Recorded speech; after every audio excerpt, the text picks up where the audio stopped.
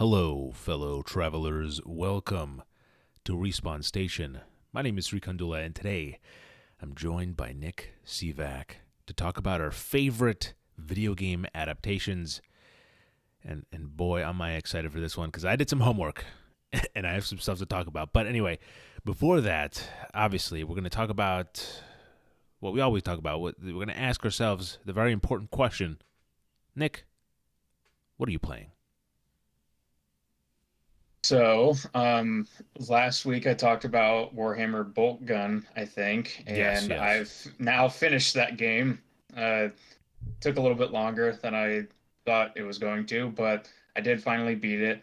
Um, Overall, if I would just want to talk a little bit about Bolt Gun, I liked it. I thought it was a lot of fun. I like boomer shooters, like I'm sure I've mentioned Right, in the right. last four episodes now. But as far as like it being as fun as it could have been, like I did have some issues with it, mainly nitpicks.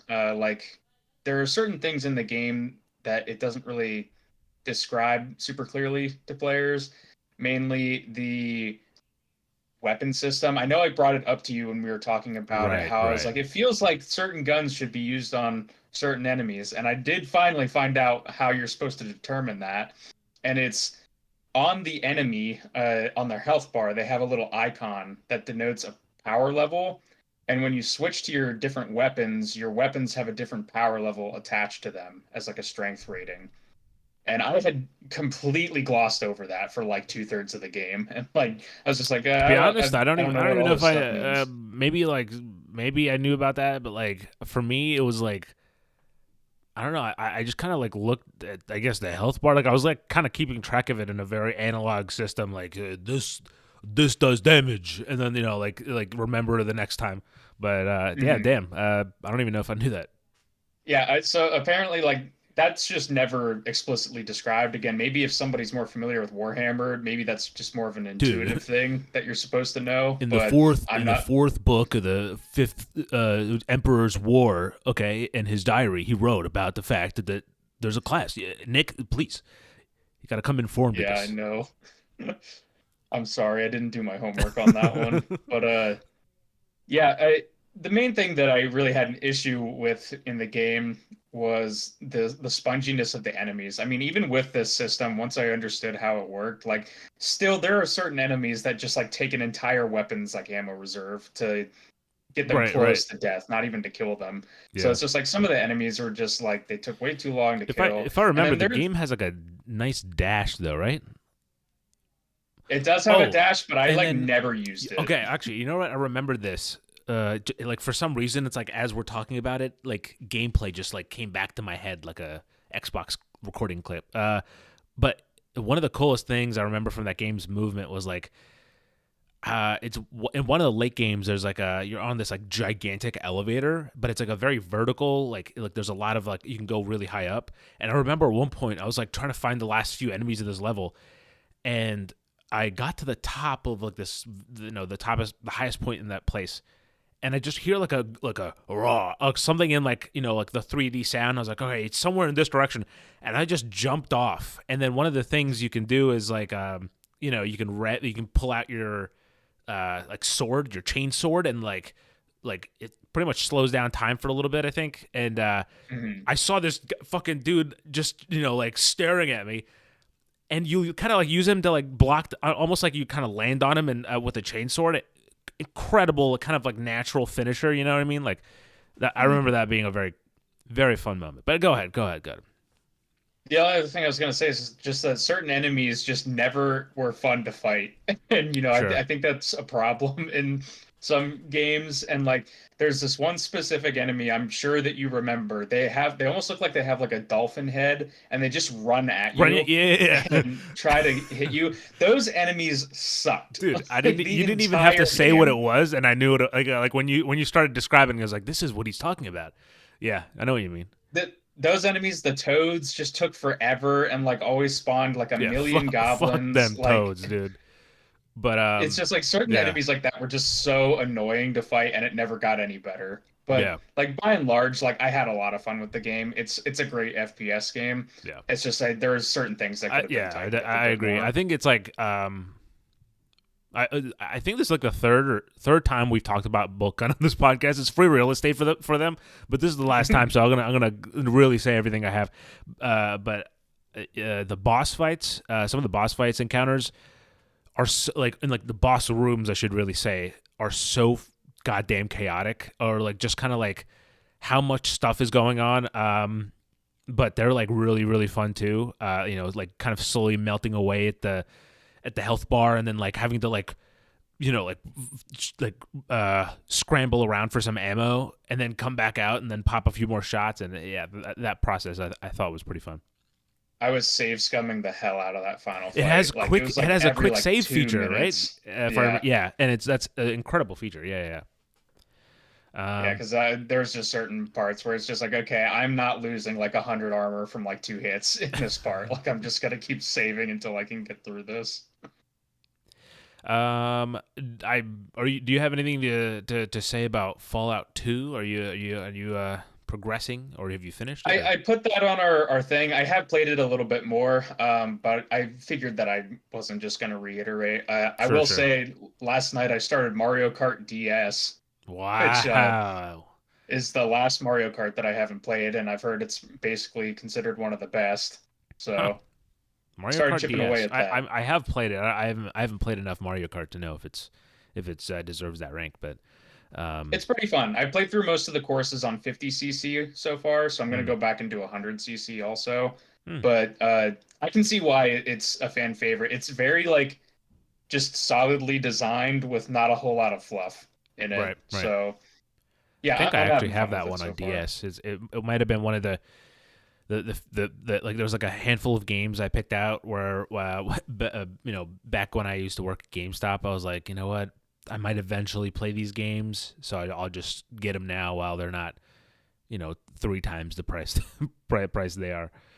Right. Um, but yeah, no, What, what I have you been playing, Sri? well, look, I've got the complete opposite experience because I'm not playing intense games over here.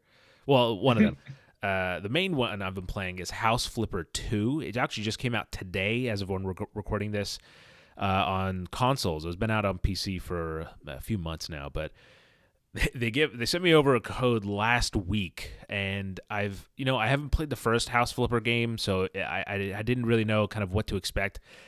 If I'm being entirely honest, I thought it would be a little bit like, I'm like it's like a chore to kind of, I don't know. That being said, I did like, Power Wash Simulator. That was like a thing that I really enjoyed that game. But so to my surprise, or maybe like not to my surprise, I really enjoyed House Flipper 2. I was actually just playing it right before right before we were live. I think so. I'm like 5-6 hours into it, and there is a story mode, and I want to see it through to the end of that at the very least. But the thing that I'm like that I've really kind of enjoyed about it is for the first few hours I kind of focused in. There's like a little bit of story kind of guiding you, but then after that it's pretty much like you can go in, you go into a mission and you can clean up trash or like like spray and like wipe surfaces, and then ultimately you make the place look better, and then and sell them for like either like that's the job, like you clean it and that's the job, or you flip the house and it's House Flipper. But the thing that I think the game is really missing, and I don't know if this is like if it's like a PC feature that's not on PlayStation or like on consoles. I'm playing on the PS5, which I would be surprised if that was the case. But first of all, have you played like anything Power Wash Simulator or anything?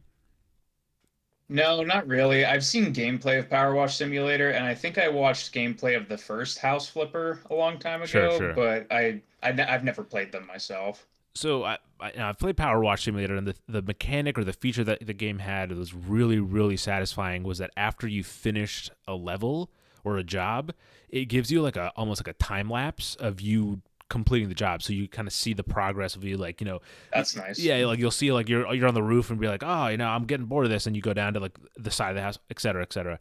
This game doesn't have that, and so like you can kind of like like you can rig it yourself, and like, I actually I took a screenshot before and I took a screenshot after, just so like I can get a before and after for my own sake, and I'll probably put that up alongside my review, once I read it up. But that's my really kind of only big gripe with the game. It's exactly what it is trying to be, and it's like just really satisfying. But the reason why I've been putting so much time into it is because it's like it's like a perfect podcast game. You can kind of put it on, if you need to catch up on a podcast, you just, have it playing in the background.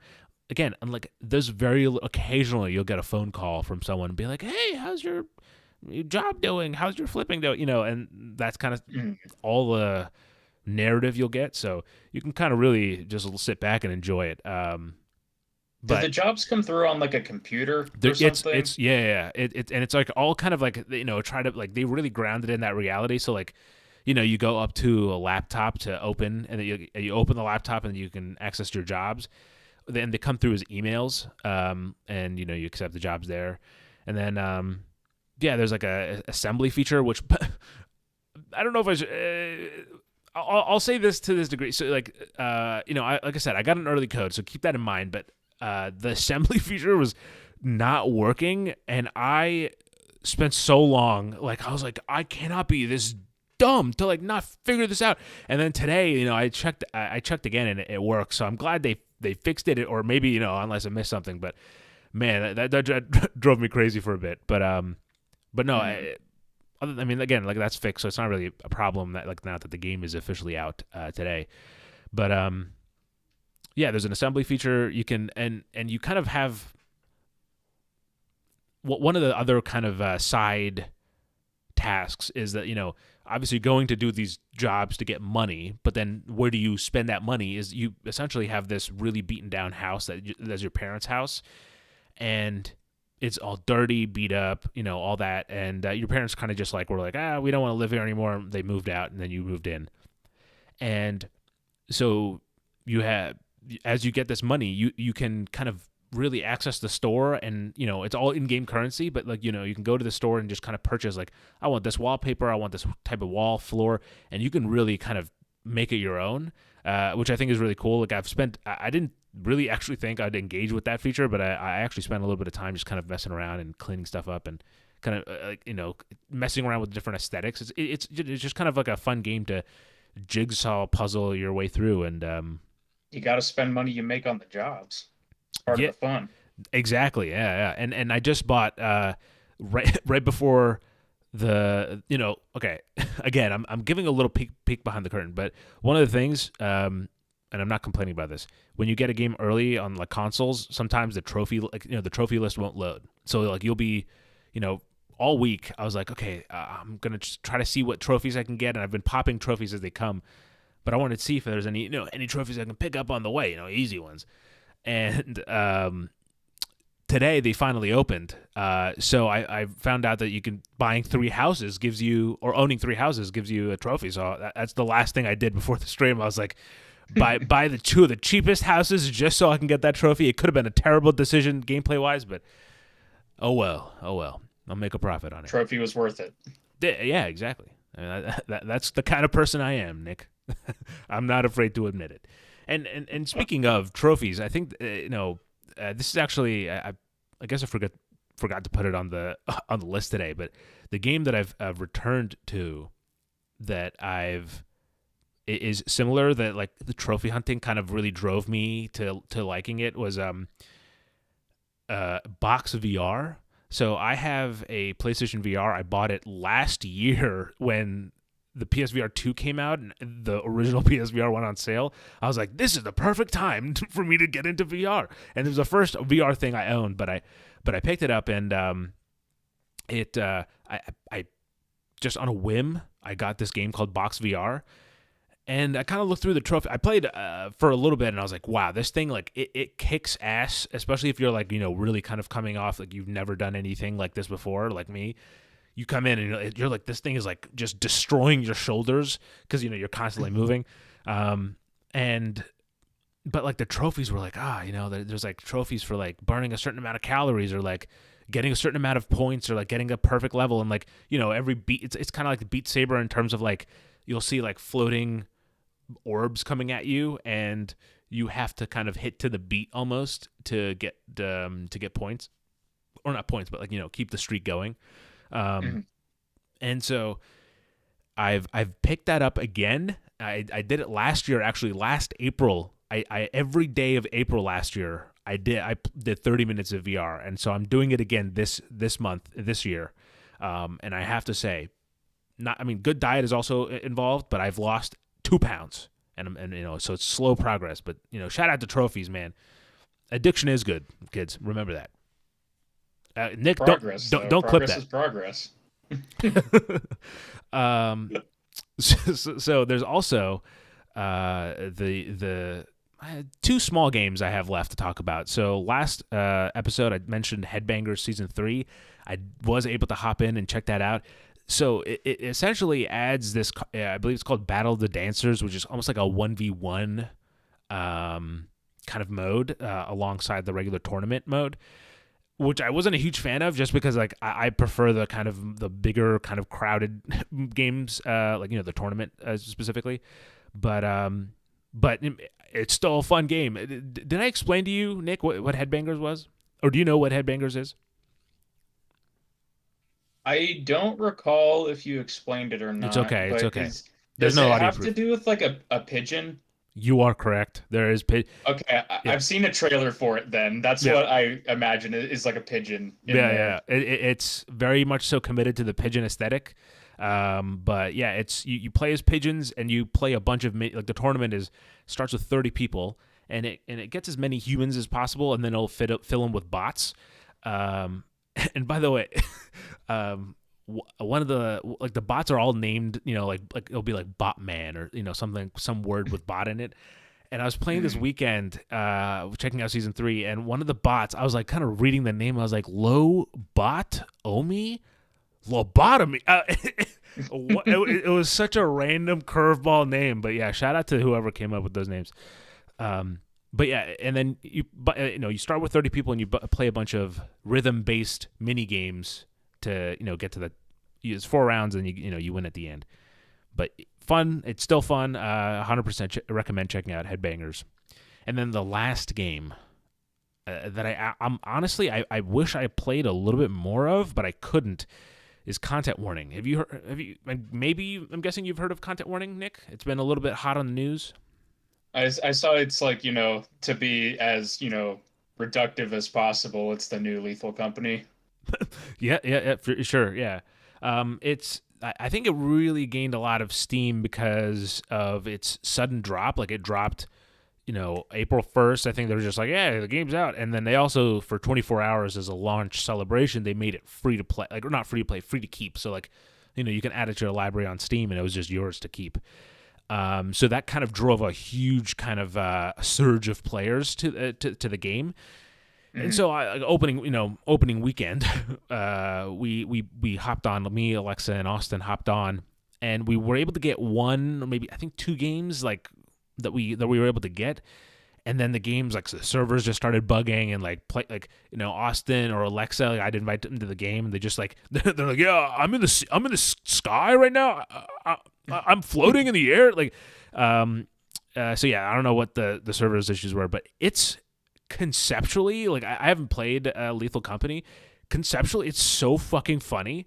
Like, we played 2 games, and one of them has like a golden clip of we almost made like a parody documentary. I mean, it's just the concept of, essentially, and for those who don't know, the concept of Content Warning, you and a few I think up to like 3 other friends, you are trying to go viral, and so you grab a camera, and as you progress, I think you can get like other kind of camera equipment and stuff, but you start with a camera, and yeah, the game also needs your mic to work. Like, it's like a kind of a essential feature, but you're going to this foreign planet or foreign space place, and you're shooting a documentary trying to go viral, and you go into a building where there's just weird creatures kind of lurking about. And the thing that I was really I didn't expect is that, like, it actually, the way the camera mechanics work,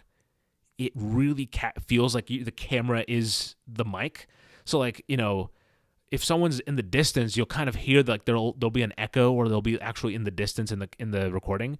So stuff like that was actually pretty fun and well implemented. But yeah, hopefully the servers are a little bit kind of more stable, or etc. But so far, I had heard fun. that it I had heard that it was like, you're trying to go viral, and I thought that that premise sounded, the most fun out of a lot of these like multiplayer co-op kind of up to shenanigans kind of games, Yeah, like Lethal and you Company. actually put up the like you'll upload the video to to, I think it's called like SpookTube or something, and then there'll be Hmm. like comments as you watch your video. There'll be like randomly generated comments like, "Oh, LOL, SDSK is stupid," like like just kind of random comments like that. So go ahead, what you were saying. Hmm.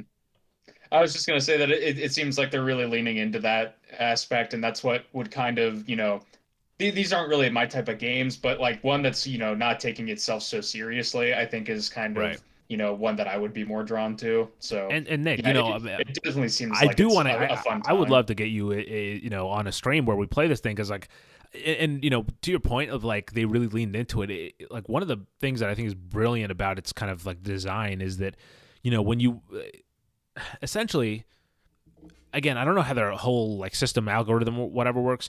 You have a camera, and you dictate when it records and when it doesn't, right? And so you can zoom in and stuff like that. You do that all that stuff with your mouse, but Hmm. the game then like kind of edits that together when you are putting it up on SpookTube, kind of, and it does like, I'm guessing it kind of does like the parts where like there's the most like sound or like screaming or whatever, or like talking. But then like once you watch it, you can actually like download it to your desktop, and then it's a video that you can then like put on Twitter or something. And so it's like extremely, like you can actually go viral with the game's viral mechanic. You know what I mean? So it's a nice Hmm. touch. But yeah, I definitely want to check it out more. Does everyone have a camera or just one person? It's only one person. Yeah, yeah. And so like you can throw Okay. the camera around, and then like like another person catches it. But yeah, like we kind of did it where like I was holding the camera, and then I kind of like how do I say this? I cinematically instructed the scene as I do, and Austin was the host. And Nick, after the stream, I'll have you watch. It's on the Discord. I'll have you watch the clip. But yeah, it's one I'll definitely check out more. And Nick, I want you to play it with me so you can experience this thing. You know what I mean? We'll Yeah, take sure thing. Should probably hop in soon then, so it doesn't, leave the zeitgeist too much. right. But with that said, let's get to some of the new stuff to talk about, because there's a few things that have my interest peaked. Starting with the first one, Star Wars Outlaw. The story trailer dropped, and the game has a release date, August 30th. Nick, what are you thinking, man? I'm guessing you watched the trailer. What'd you think? Yes, I watched it twice, and Same. I I'm not a we've discussed, like, I won't say that I'm like not a Ubisoft fan, but Ubisoft games usually Son of a aren't like bitch. on my top tier. But this one is definitely the one that I'm most interested in a while from Ubisoft. Right. I like what the gameplay that they showed last year during their like E3 presentation, Yeah. E3 not E3, however we want to say that. Yeah. Yeah. Um, because it struck me as like a Star Wars Red Dead almost, where it's like it's kind of this open world thing. You Yeah. kind of have, your law mechanics, like you're this like seedy smuggler type, and that's kind of a character type that I'm usually drawn to. Right. So I was like, hey, this is kind of, ticking a lot of boxes for me. The environments look cool. Yeah. Uh, you know, the I spaceship mean, transition from look, planet to space. I I had super confidence in this thing, because I don't know if you've actually played them, but I'm a huge fan of the Division. Like the first one I played, I put a decent amount of time into, um, like all within the first like month of it coming out. By the way, so it was like very condensed period of time where all I was doing was playing the Division. But Mm. like yeah, they are like massive entertainment. Man, their level of kind of detail in some of these, like, like the way obviously in the Division they kind of bring New York to life, and here the environments of this game look so freaking cool. And I really kind of enjoy the vibe because it feels Star Wars, but it's not like super. It's not like we're Star Wars. It's kind of being a little bit different, I think.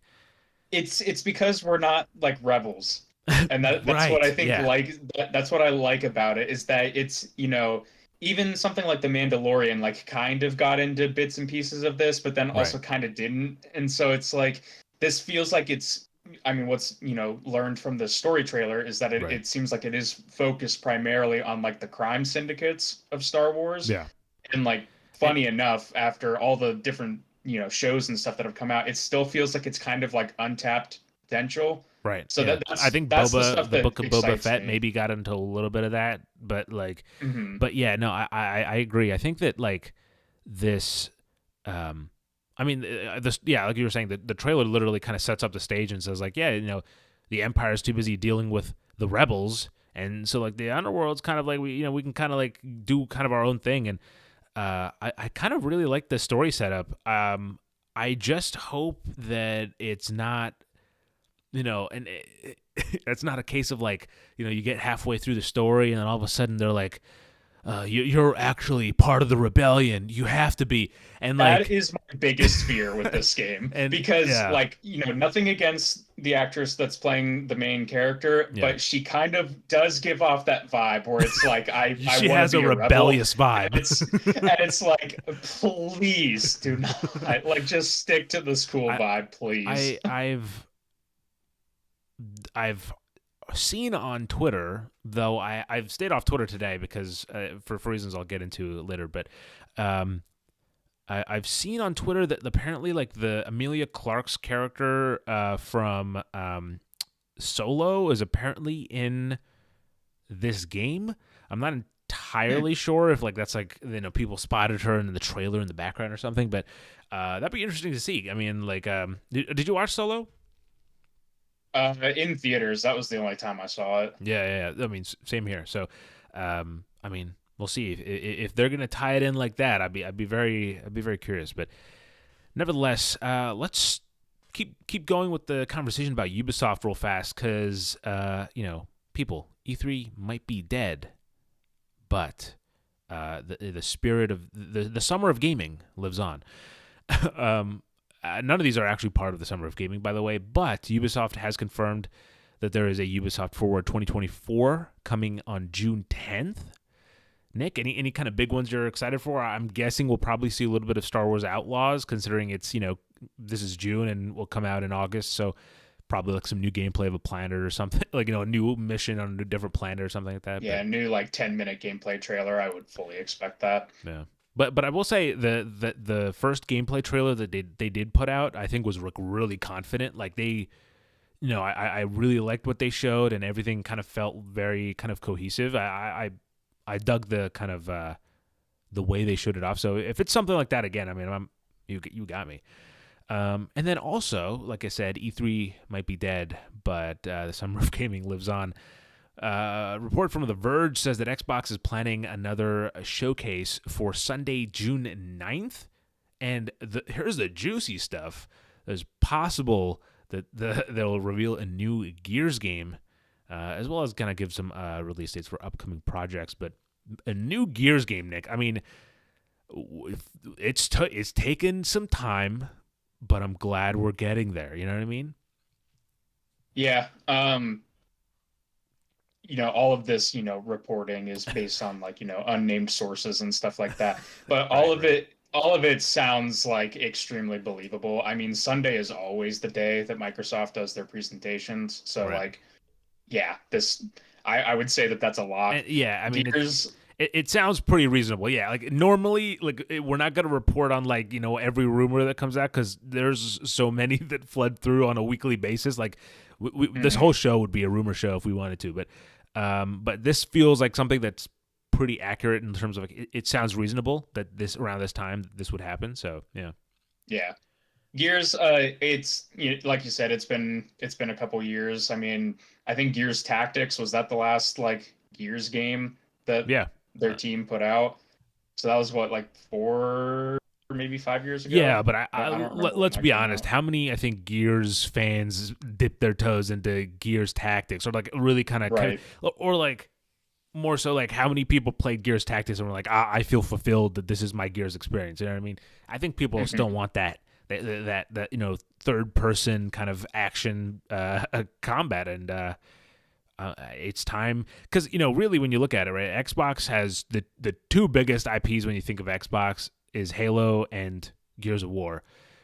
Halo, obviously, we know what happened with it. Halo Infinite. I'm not even going to speak one way or another because like I enjoyed the multiplayer for that game. I played quite a bit, but like Gears has been absent for a little while, and I think that like as awesome it is to see like these kind of new projects. I would still. I mean, I think Gears is like a staple of that. I mean, it's the same way like God of War keeps going on PlayStation. It's like that icon that kind of keeps evolving and kind of changing. And Hmm. I don't know if the next Gears will be Gears 6 or like Gears, or like just Gears of War. I know they changed the names, like what Gears 4 or 5. Like they just said Gears. They didn't even say Gears of War anymore. Yeah, it was Gears 5 did that. So yeah. I would expect it to be a six. I haven't played 4 or 5, but like, 1 through 3 is a nice trilogy. Judgment's like a little, Dude, bonus one. yeah, So yeah. I would assume they want to like kind of close off a See, second trilogy here. yeah. These the Gears games are like ones where I played it when I was like younger, and it's one of those things where like I want to play games that I played when I was younger again, that like I remember fondly again, because I want to look at them from my perspective now of like kind of being maybe a little bit more analytical of games and like kind of my perspective now. But Hmm. and I haven't finished that with the Gears series. I've played through the first two, but the Ultimate Edition of Gears of War really drove it home. I was like, yeah, this makes sense why this series is as incredible as it is, and that whole trilogy. I just remember just so vividly remembering. I mean, Gears is some good nostalgias in there. There, you know what I mean? But Hmm. though, and that's for someone who didn't even play the multiplayer. Like I know that's where like a lot of people dump their time into, but yeah, the story is really my jam. But anyway, Nick, let's. I want you to take the lead here because earlier today there was something called the Triple I Initiative, and I actually didn't even know what this was until yesterday when you texted me about it. So tell me a little bit about what this was, and we'll talk a little bit about some of the games that were announced. Sure thing. So the Triple I Initiative it's a new showcase, basically. It sounds like they're pitching it as. So think like what we were just talking about from the bigger publishers, like a giant video, like a Nintendo Direct, where it's like a video going through a bunch of trailers. But these are, you know, triple I is like a new term that's like Triple been, indie. bubbling up. Yeah, for triple Oh, I indie. see. So Okay. like higher budget indie games, I guess. Yeah, yeah. Or like, not games made by like a single person in a garage, things that like have like teams and Right, right, probably right. some funding behind them. Yeah. Um, so this was like it's a bunch of different companies coming together, A, to provide trailers, but B, also to put it on. Like I saw at the front, like Gearbox was involved and stuff Oh, in putting on that's cool. on this Triple I initiative. So yeah, I'm not sure if that's going to be like a rotating group or if that's like, They just kind of came up with it how or backed exactly it. they're structured. Sure. Yeah.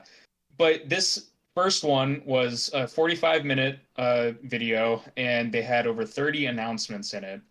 Now, was this one So of those like, like a Nintendo Direct? Like, let's talk about, or like, did someone come out like, in a suit and was like, hey, this is the next game, So no, this is based on that amount of announcements that they had scheduled. If you do some, quick napkin math, it's, about like a minute and a half at tops per game, or like a minute per game. And so yeah, it was basically wall-to-wall trailers for Oh, this. damn. There were little interstitials that said like, you're watching the Triple I initiative, Sure, and there sure. was one moment that it like cut for like 30 seconds just to recap like a couple of things that were talked about. Right. But by and large, it was basically trailer after trailer after Damn. trailer.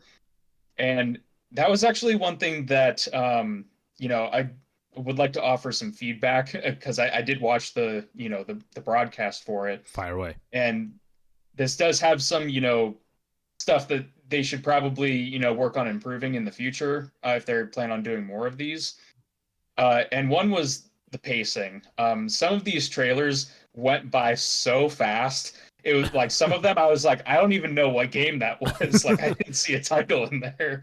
Like Sure. Yeah. there was this one that like, it kind of had a nice style. It was like animated with these little almost like, drawings of like this space marine kind of guy like getting in a ship and all this other stuff. And then it was just kind of like new ships coming eventually, and then the trailer ended. And it was like I was like, I don't even know what the game that was. New But ships coming eventually, dude. What more do you need? I misquoted that, but like it, that was the vibe that I got from it. Yeah. But Yeah. as far as games that they showed, I think they did a really good job at getting a lot of variety in there because there was a lot of different types of games that they showed. And we'll get into that. Yeah. They opened it up with Slay the Spire 2, which I'm not, I know You're the not name versed Slay the in. Spire. I know it's a deck builder game, but I haven't played it. So that was, it seems like they were kind of taking notes from other broadcasts where it's like get kind of a recognizable one to open up, get a couple of them sprinkled out throughout, and then have like a big one at the end. They were kind of following that sort of formula. Right. But yeah, I don't know if we want to just You cherry know, pick some games here that were yeah, fun. yeah. We'll popcorn back and forth. I think. So here, I'll let you go first. No, I'll make it fair. Sure. Well, I'll talk about one that I actually have some hands-on time with now, Oh which shit. is Gestalt, or I'm guessing Gestalt, Gestalt, Steam Steam and and Cinder. Cinder. Yeah. Go ahead. Um, this game, a lot of these like indie showcases, and just like indie trailers in general, will ask for people or like will call for people to wishlist on Steam. So I was actually going through on Steam and wishlisting a couple of the games that I thought looked cool from today, and Yeah, this was one of them. and to reiterate and kind of speaking to developers, wishlisting is incredibly helpful. So if you even if you're like I have remote interest in this game, like go throw it on your wish list. It's not gonna take up any more space. You know what I mean? Go do it. It's literally not going to hurt you, Yeah. and like Yeah. you can literally just press the button and forget about it. Yep. So, Yep. um, but with this one, this was, there might be some other games that like I wasn't putting on my wish list that, have this, but this one actually had a demo available. So I was like, oh, why not? I'll just Sure. download Right. the demo and, give some impressions later on today. But this is a 2D action, I guess, like platformer RPG. It's inspired by like 16-bit and 32-bit games. So think like PS1 and Super Nintendo kind of era. Yeah. Um, it's from the little I played of it, it feels like Castlevania Symphony of the Night. Oh. If you're familiar Right. with that, Yes. where Yeah. it's like Yeah. you're kind of fighting enemies and gaining XP. It's not really like super RPG heavy, but like there Right. is like a skill tree that you can, buy different upgrades and stuff for your character. Mm-hmm. But the thing that stood out to me at first was the art style, which is Yeah. it's I going for watched the that, trailer and I thought, yeah, immediately the art style is very, very distinct, or has like a flair it's to it. yeah, it's like a steampunk setting, Mm-hmm. which I've dabbled with certain games that are steampunk. It's not like my go-to kind of, vibe or environment. I Sure. don't know how exactly a setting, I guess, genre. Yeah. And but like it animates really well on the screen and it seemed like a fun like kind of action platformer, which I enjoy. Yeah. And so the demo was like an hour long and you got to explore like a pretty decent area. There was, little side quests you can get involved into, and then it ends in like a big boss fight. Nice. And yeah, the game feels fun. It seems really polished. I criticize Oh, sometimes when did you things get to get a play little. around with that skill tree over there? Is that the skill tree? That looks a Mhm. little intense. It looks intense right at the start, but it's pretty non like overbearing, if that Mm, makes sure. sense. So basically, like you Wait, have what those what big boss fight did you have? Was icons. it this giant robot, Mega Mess? Yes, it was Oh, that really? one. Nice, nice. Yeah. Okay. It's so on the skill tree, there's like these big icons, and those are like more substantial upgrades. Like I got a couple of those, which it like adds an extra sword swing to your combo. Sure. So instead of doing like sword two swings, you can do like three swings, something like that. Gotcha. But in between all of those, it's like incremental upgrades. So it's like, plus 10% health or, plus 5% damage with your gun. Gotcha. So it's like it looks pretty like intense when you just look at it at a glance, but it's, it has like little basic upgrades and then you every once in a while you get, something a bit more substantial. Damn, nice. Yeah, and I'm looking at the press release here, and I didn't know it was executive produced by Jesse Cox and Dodger. That's crazy. Didn't know that either. That wasn't in the trailer as far as I saw. So Yeah. And then let's see here. Is it just like for the game to be shared with the world on May 21st? So that's the release date, I guess, right? Yeah, it launches May 21st. Yeah. Seems to be only PC on Steam so far. I don't think there's anything else kind of announced yet, but yeah, no, it definitely looks cool, and I'm glad it also plays cool as well. But like I said, I didn't get to watch the event, but I did get a few emails that I was able to catch up on, and the one that really kind of stood out to me immediately it's a game that it's already on PC, but it's coming out on console. Uh, Shadows of Doubt. Nick, did you have first thoughts on this? Did you know about it yeah, beforehand? Like, is this I had seen a video about it. I think it was maybe something from Yahtzee Croshaw talking about it. sure? But yeah, I've heard great things about it. And this trailer, like, it's definitely like a good trailer. Like this Yeah, game seems like it's doing a lot of really cool stuff that yeah, not a whole lot of other games are doing.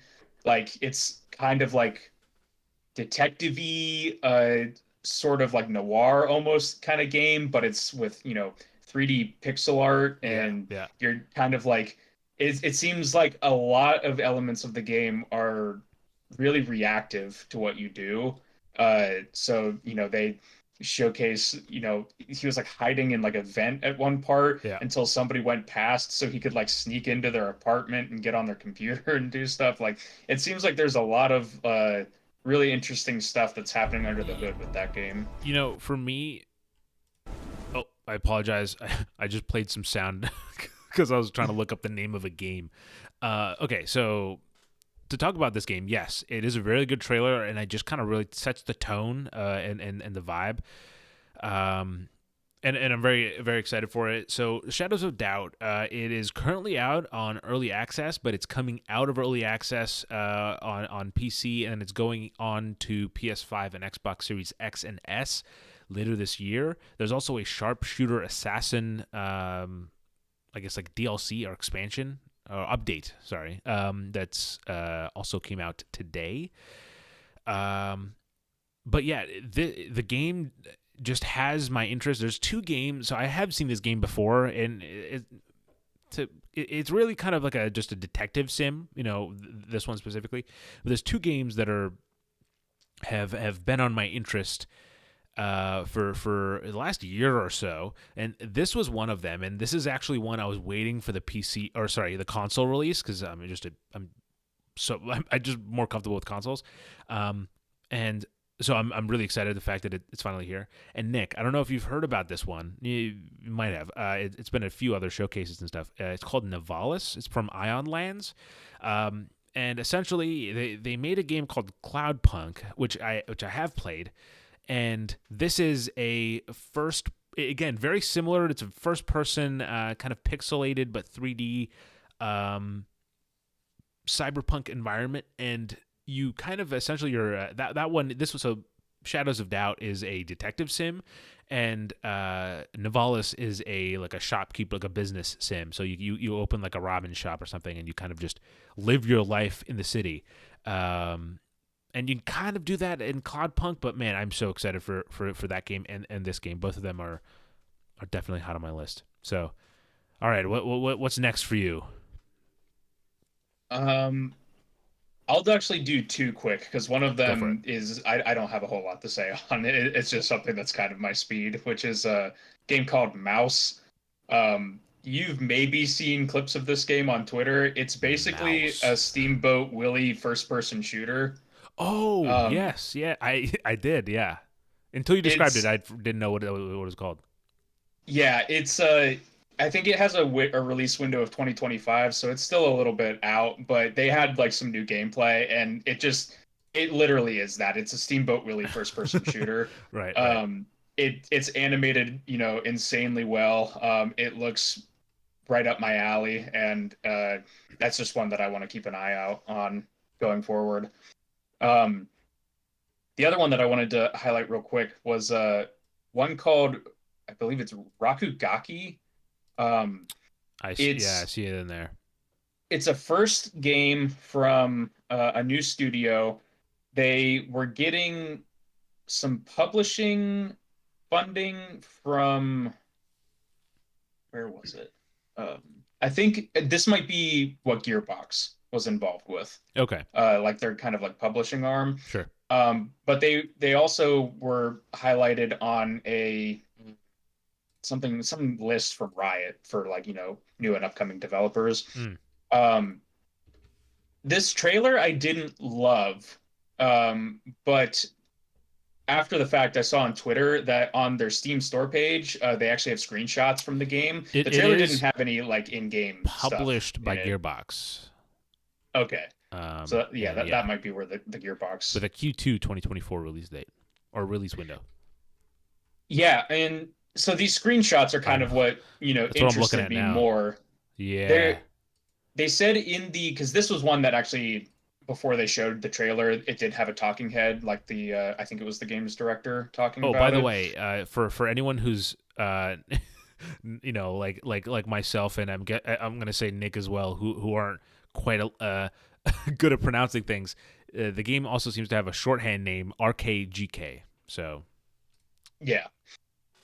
Um, they were talking about like inspirations for the game and that it was like a platformer and they were inspired by graffiti and anime and stuff. So, your imagination can kind of go some places with that. But the screenshots that are on their Steam store page actually do look pretty cool. Like it does have like a very graffiti kind of, you right. know, style to it. And I do like that kind of art style and Yeah, no, I like I haven't platformers. seen So this this one, one just but kind of sounded cool. yeah.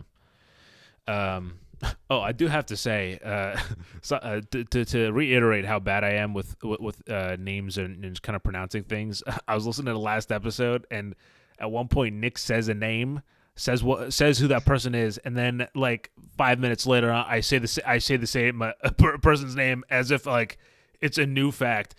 And I was listening back to it and I was like, what the hell? He just said that. um, but yeah, so if you caught that, shout out. But with that said, the next one, let's see what I'm gonna go with. I only had four, and you took two. You took one of them, and I just went through one. So, all right, I'll go with one that really surprised me, and I wasn't expecting it to. It's called Streets of Rogue 2. Now, I haven't played the first Streets of Rogue, so I didn't know what it was about. But and Nick, so how long was the trailer when they played it at the event? This one felt like one of the longer ones. This one Because this was was a two probably like like a it minute and was a two half. this was 2 minutes and 25 seconds. They sent us an Okay. email and they said it was an extended gameplay trailer.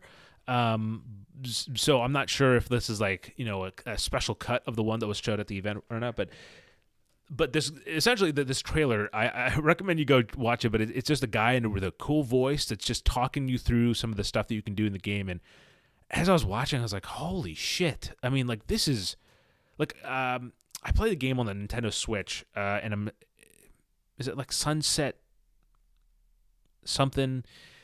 It's kind of like the similar style gameplay. It kind of plays like an early GTA, but with kind of this graphics.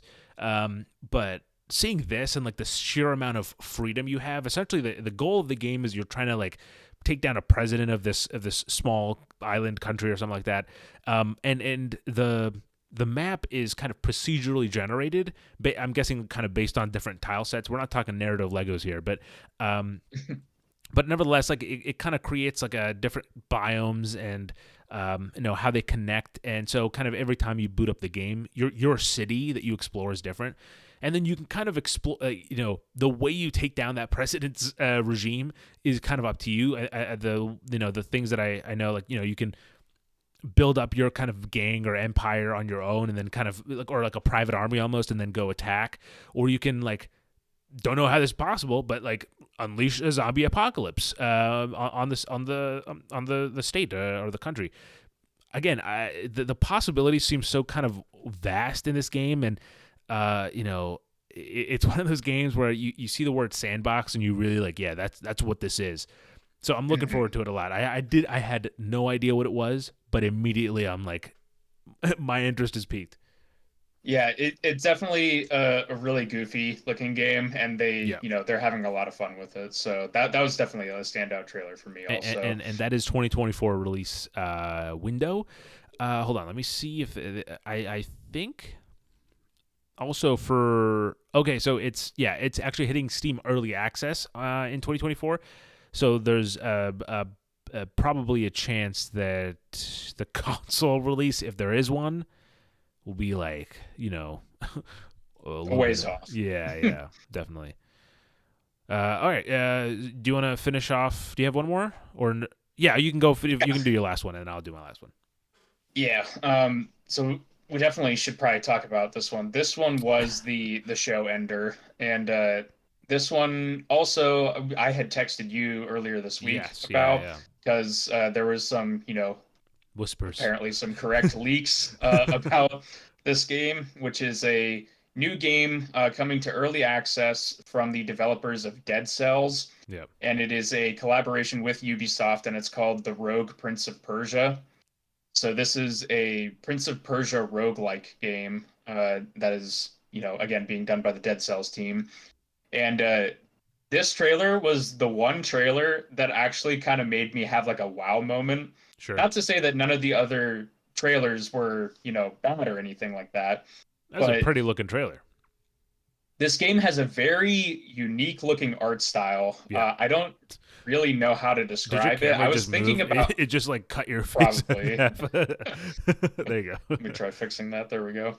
I was trying to think of how I was going to describe this, and the only thing that was making me think of it is like it has these pastel colors, and it reminds me of a game that I think you played called The Big Con. That was kind of like about, yes, yeah, it was kind of like 90s cartoon almost look. Yes, yep. This isn't exactly like that, but it uses like a lot of the same kind of color scheme. Yeah. But like it starts off with this like, very animated, action sequence of the prince running through like a town and, trying to save this little girl. And it's funny when, you watch a lot of game trailers because you pick up on different stylistic things that different studios do. Mm. And it was about like halfway through this, I was like, this might be that Prince of Persia game, because this looks like Dead Cells trailers that I've seen before. But the thing that made me go, wow, is at a certain point, like the camera in the trailer goes from like, following this animation, 2D animation cutscene to like the gameplay thing, and it looks almost seamless. Going from the animation into the gameplay. Yeah. And like the prince animates like really cool. You're doing like a lot of like platforming. There is action in there also. It's 2D like Dead Cells. Mm-hmm. But yeah, like it was just like in that moment I was like, oh, that was pretty cool. It basically just looks like the animation that they're using in the trailer. So like I said, it's going into early access, so this one's also going to be a ways off from like a official release. Right. But it definitely has a very interesting and unique art style, and it looks like a lot of fun already from like the 10 seconds. I think there's a 15-minute gameplay trailer out there. I have not seen that yet. Oh, damn. But, yeah, no, I haven't seen that either. It does look really cool. Yeah, and then yes, I will agree. I don't have much to say about it because we'll talk. The reason why I kind of like randomly chuckled in the middle of what you were saying was because we'll be talking about Prince of Persia a little bit later, just kind of briefly at least. And so, the coincidence of the timing of this worked out well for us. But Hmm. the last game that I'll talk about, it's one that I'm curious. It's not usually in my kind of wheelhouse of games to play, but it's called Let's School, and it's a school management sim, and it's from the developer behind My Time at Sandrock and Portia Pathia Games. And if you know me, last year after I had my surgery, I dove headfirst into My Time at Sandrock. They sent me an early code for that game, and I was just like, this. Thank you. Like, I got completely lost in that game. I put like 50 hours into it, and so I'm at least intrigued by Let's School. But we'll see. Again, it's coming. So let's see. It is coming to Nintendo Switch, Xbox, and PlayStation consoles this summer. And so yeah, again, it's one of the. I believe it's actually already out on PC, right? Yeah. Let's see. Yeah, it is. Let's School has gone through since last July. Okay, yeah. So it's already on PC, but again, I like unless it's like a simple game where I can play it on my Steam Deck. I prefer a console, just kind of sitting back on and kind of actually playing a game. So looking forward to that one as well. And you know what? Screw it. I think this game was also announced during it. Yes, it was. It's Cataclysmo from Digital Sun. I don't know. Again, I didn't watch it, so I don't know exactly what they showed. But I watched essentially a developer gameplay. Oh, actually, no. This is 100% not what was shown, because I see there's a new trailer there. So they showed a trailer during the event, the showcase. But I watched the developer gameplay where they actually like sit down and kind of talk through the gameplay a little bit, which looked cool. I think it's mainly the art style is just kind of oh, it's gone. It's going again. It's a freaking camera, man. But yeah, the art style looked really cool, and it's like a RTS essentially, but with like a building as well. So yeah, I'll shout that out as well for anyone who's a fan of the genre. But anyway, we are, ladies and gentlemen, as of right now, as Nick just his camera, we are just 15 minutes away from the premiere, the launch. There it is, the perfect angle. The 15 minutes Get this right. away from the launch of the Fallout series on Amazon Prime. This is not sponsored, but hey, Amazon is a free shout out. Yes, we are. And so I suppose it's time that we should at least dive into the main topic of the show, which is our favorite video game adaptations. Now, we'll kind of go through this in a guided way as we go through, but obviously we're not going to talk about Fallout because it's not out yet. We have, again, there's been some early reviews that have gone out on Twitter, which is why I've not been watching Twitter. I've literally not like. I'm willing to walk out of the theater and avoid spoilers for this thing. You know what I mean? I'm not gonna get a last minute slip up on Twitter. But with that said, if you want to see us talk about our thoughts on the Fallout show, 99% chance next episode we'll have both finished it and we will talk about it there. So subscribe on YouTube, follow us on, Spotify and Apple Podcasts so you don't miss out on that talk. But with that said, Nick, it's time to talk about our favorite video game adaptations.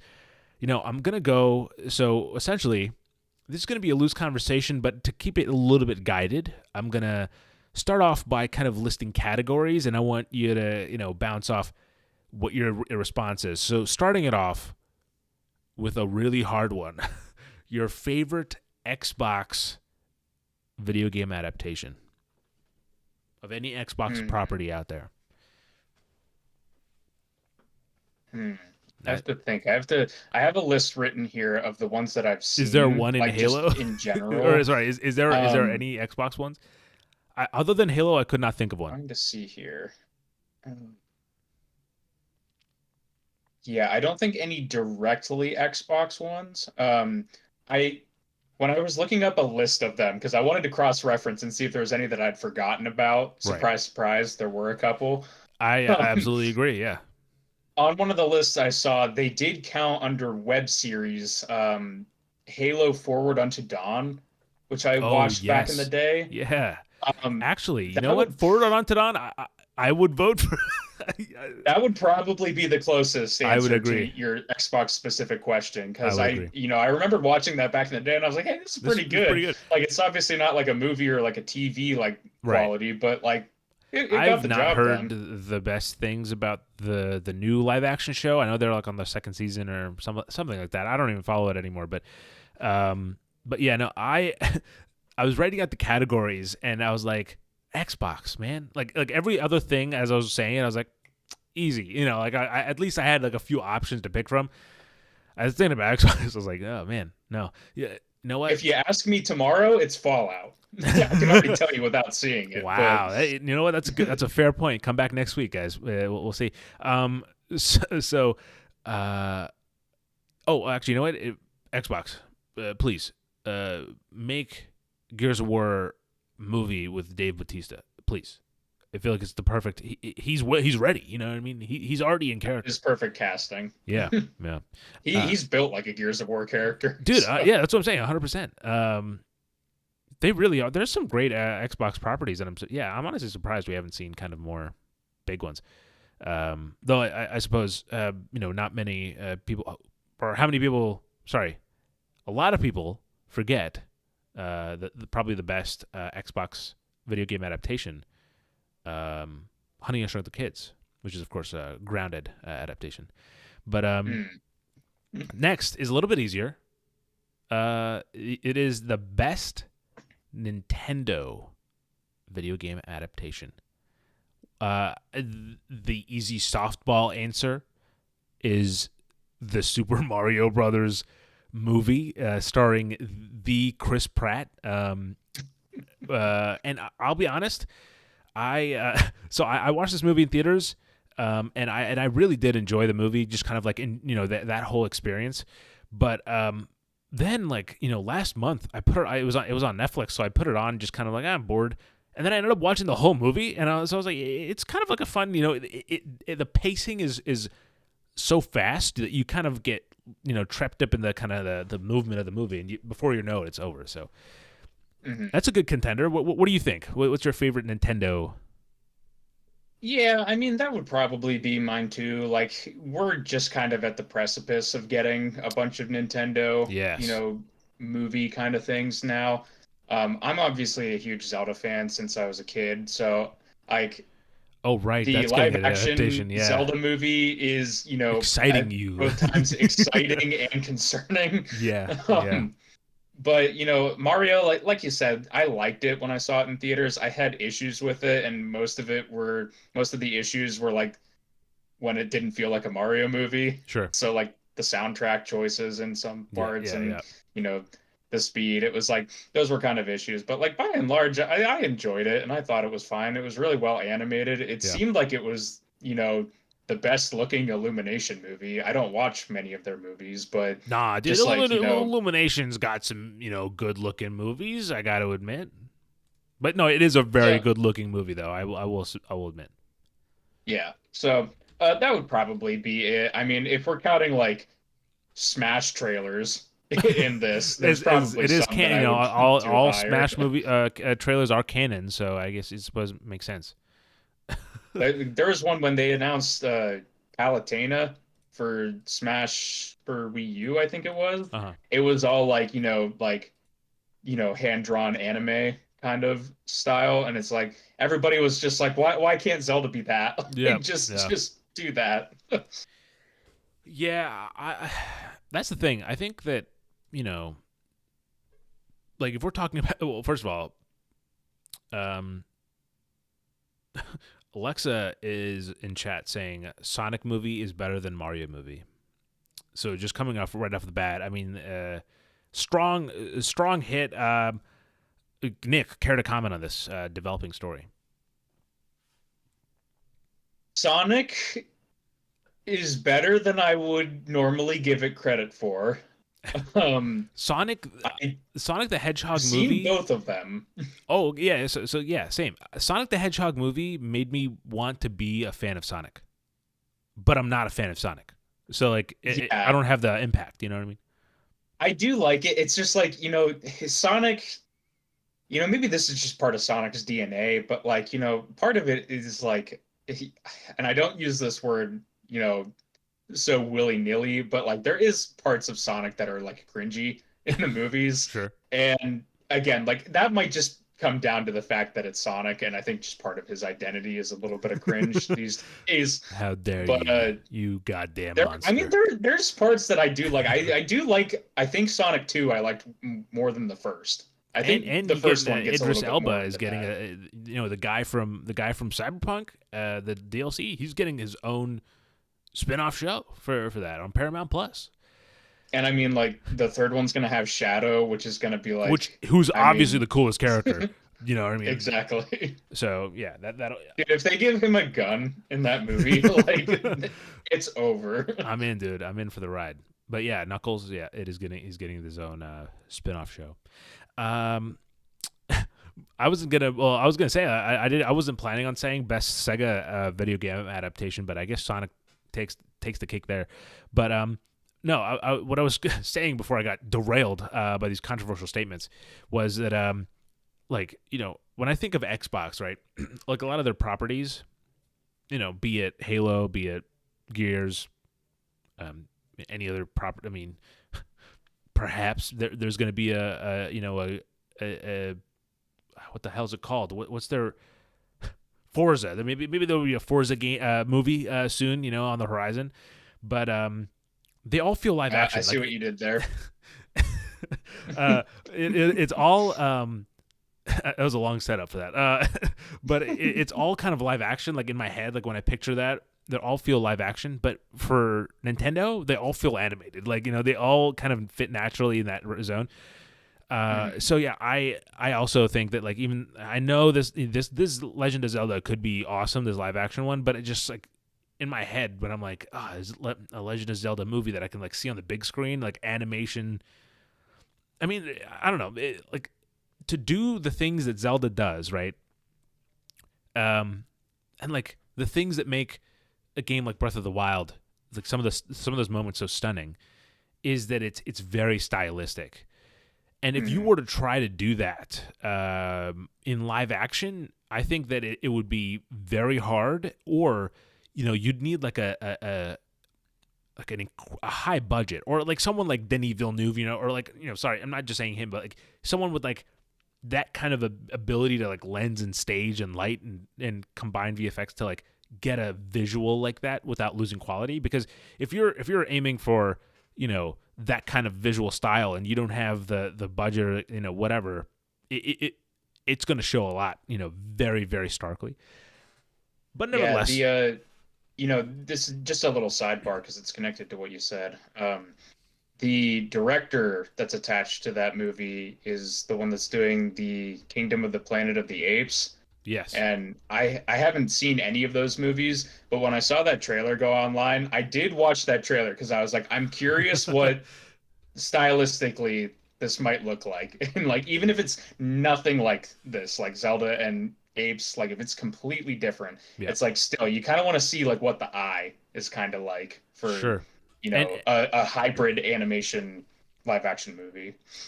I think that for well, no, I agree. I have watched all the well, I haven't watched all of them, but I've watched the new trilogy, the new reboot series that they have, which this seems to be kind of like the fourth movie in this trilogy. But I this one doesn't look as interesting to me as the other ones, but I do actually already have tickets to see the movie. So I'll let you guys know what I think when the time comes. A little side loop. But I will say though, Nick. Sorry, did you lock in a movie for the best Nintendo video game adaptation? Is it Super Mario for you?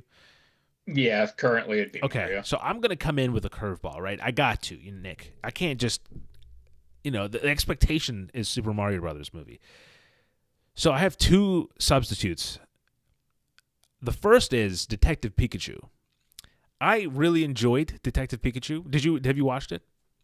I have not. Okay, it's you know what? Do you know anything about it?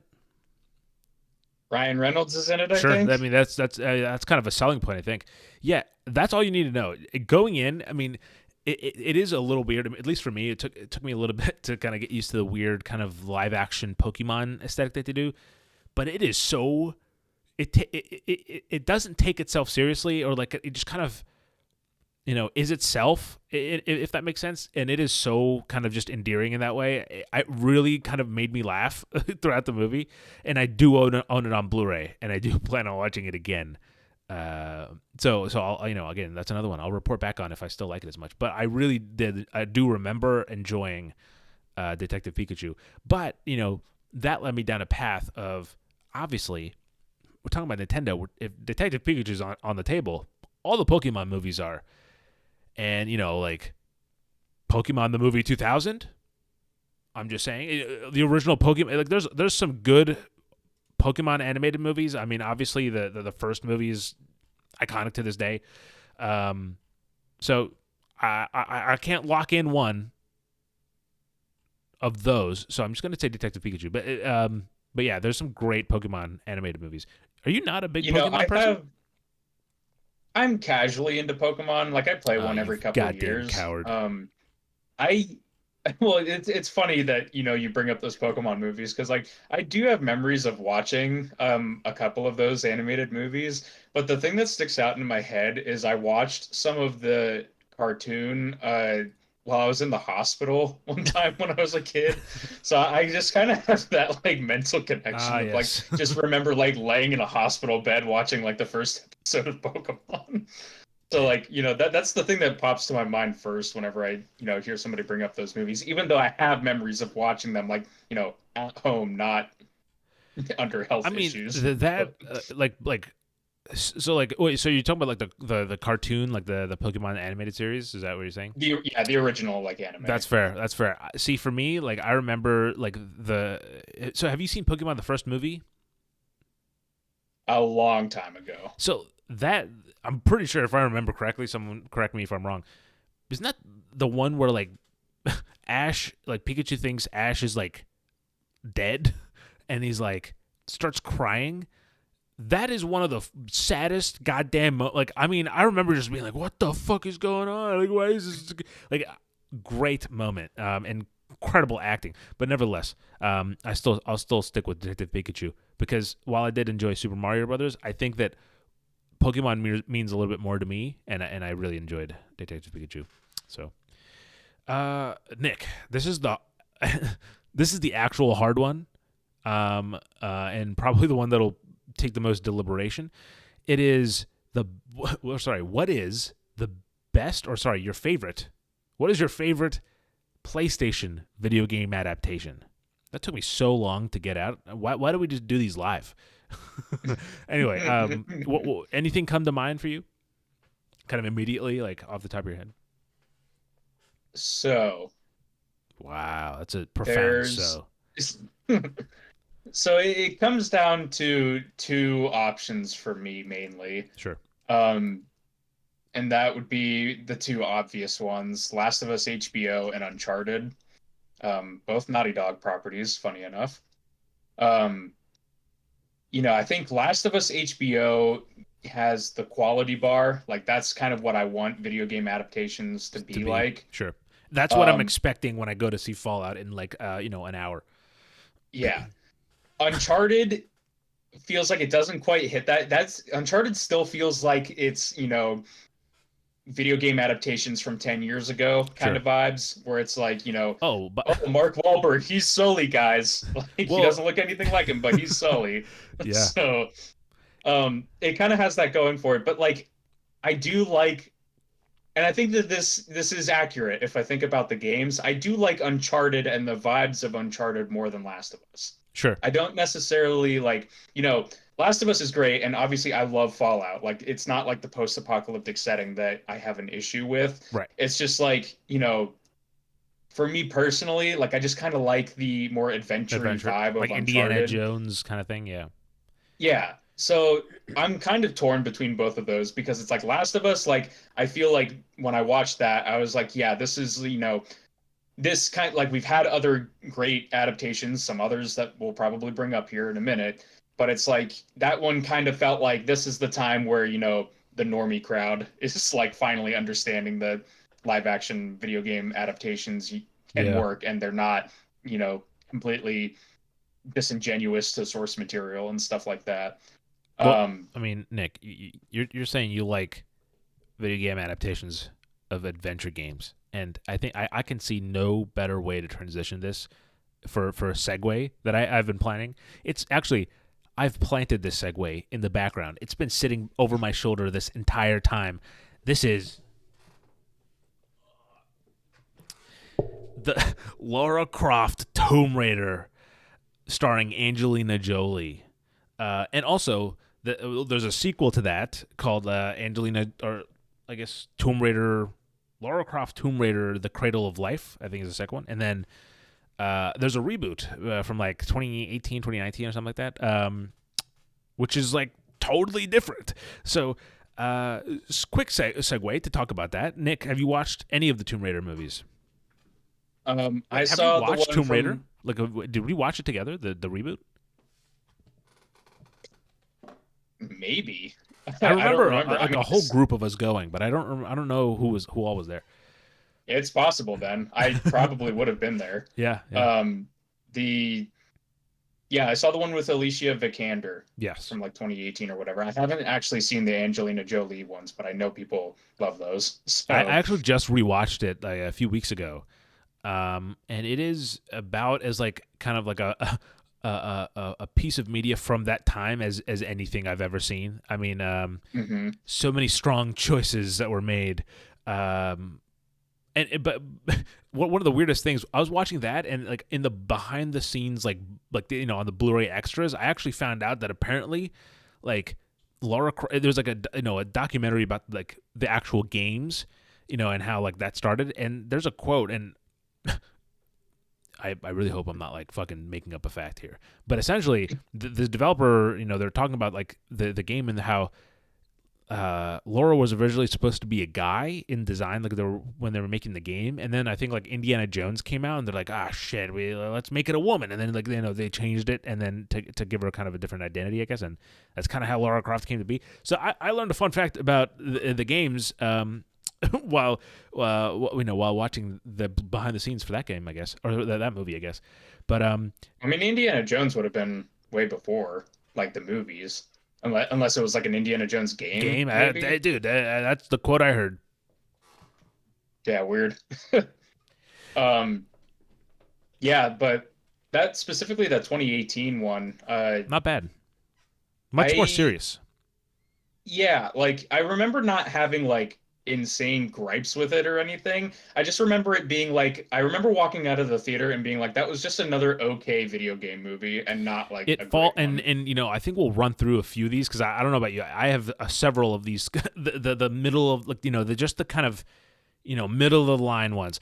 So the Hmm. goal is we're gonna hit the big ones up. That's why we're going through the best, and then we'll go through some of the middle ones, and then maybe we'll sneak in some of the ones that are a little bit special. But okay, back on topic. PlayStation. So you said Uncharted and Last of Us are actually your two favorite. Yeah, it's a pretty close race there. I mean, I would probably say Last of Us just from the quality standpoint, but you know, from my preference wise, like I'd probably go back and rewatch Uncharted before I would at Last of Us. Sure. So I mean, for me, I was actually gonna say this is really hard because this is actually really hard because there are the most amount of options of other the ones we've done so far. The most amount of options are for this, and even if you look at PlayStation in just 2023, right? They've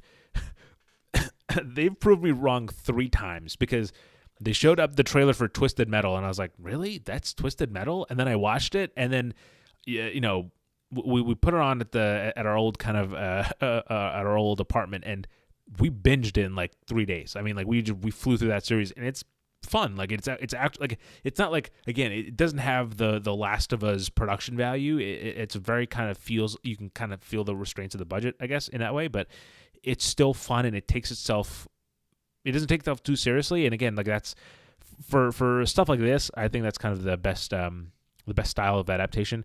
But then they had the Last of Us, which was like I didn't think it was going to be bad, but I was like always nervous because like what are they going to change? But like for like 90% of the show, other than like the last episode, which I have a gripe with, it is super accurate. But then even when it's not accurate, the changes it makes, it does it's kind of very kind of elegantly in a way, kind of it pushes and pulls the story in ways that I'm like curious to see where it goes. I mean, obviously the Bill and Frank episode being a huge departure from the games, but like also you're kind of interested and invested in that story as well. So it's kind of cool to see that kind of reality. So but The Last of Us just kind of being so kind of intense and immersive, and also like we watch that every week, and that was like a cool experience as well. And then the biggest surprise for me from PlayStation last year was actually Gran Turismo, because I have not enjoyed the Gran Turismo games. They're not for me. Even like Forza is not for me. Like I like more like Forza Horizon or the Crew Motorfest. Like those are more is my speed. Pun intended. And this game, this movie, I had no expectations, but it totally blew me away in terms of like how actually compelling it was. And from Neil Blomkamp, the director of District 9 and Chappie and a few other movies. Have you watched this? I missed it. That was one that I wanted to see, and I just like didn't go out, unfortunately.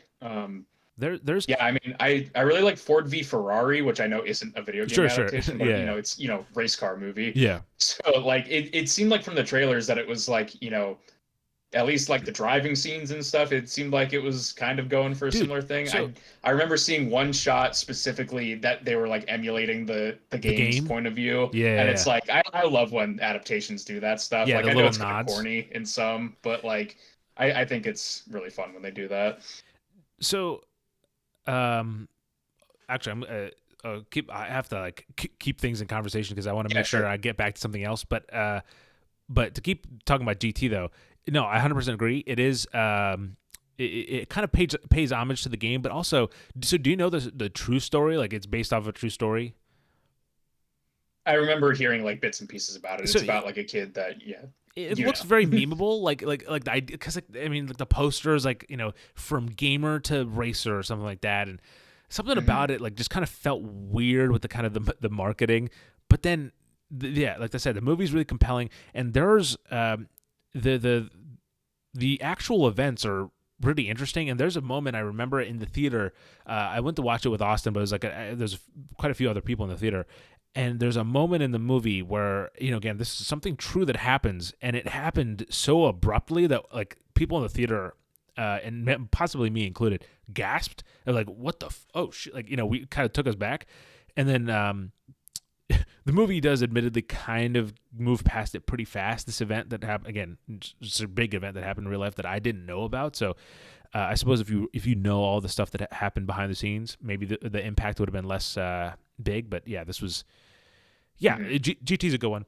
But the thread I wanted to cut back to was, speaking of Uncharted, did you watch the fan film, the fan short film with... I never did. With Nathan Fillion? I thought... So for the longest time, I thought Nathan Fillion was the perfect cast for for Nathan Drake. And so I guess he did too, because he eventually just went like, yeah, let's just make a short film. And I honestly, dude, watch it, because it is... It's really good. I mean, like I like really enjoyed it. It gets recommended into my YouTube feed every couple months, so I should give it a watch. At some point. It's only like 14 minutes, I think, or 20 minutes maybe at the most. You got to come in. And you got to let me know what you think. But anyway, for my favorite though, I probably would say The Last of Us, just because The Last of Us. The games mean so much to me. Like, Last of Us is one of my favorite games of all time, and so that kind of adaptation, I thought, I really enjoyed the ride for the most part. So I will say The Last of Us, But again, PlayStation has some really high quality adaptations. So there's kind of a big pile to pick from. But anyway, Nick. I was gonna say real quick before Yes. we move Go on ahead. Go that ahead. like Last of Us was it kind of felt like it was your like what Fallout is to me is what Last of Us was to you. Yeah. So it's Yeah. like it's interesting that we have this, point of comparison here. Yeah. Like Fallout's like a little bit different because it isn't like directly adapting a game, Right. whereas Yeah. Last of Sure. Us It's was. almost like shot But for shot. Yeah. Yeah. yeah, Yeah. it No. was just something I wanted to point out. No. And yeah. And there's actually I'm gonna bring back. You know what? We'll put a pin in this. I'm gonna keep it back because there's one more category I'm gonna get to, which is Nick. What is the best horror video game adaptation?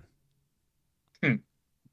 Now, there's like Hmm. 7 Resident Evils to sift through. No, sorry, probably more than that because that's 7 Yeah, including the there's main more. movies. But then there's like a whole bunch of animated movies and like small animated series, and also like a live action live action series. Uh, Right.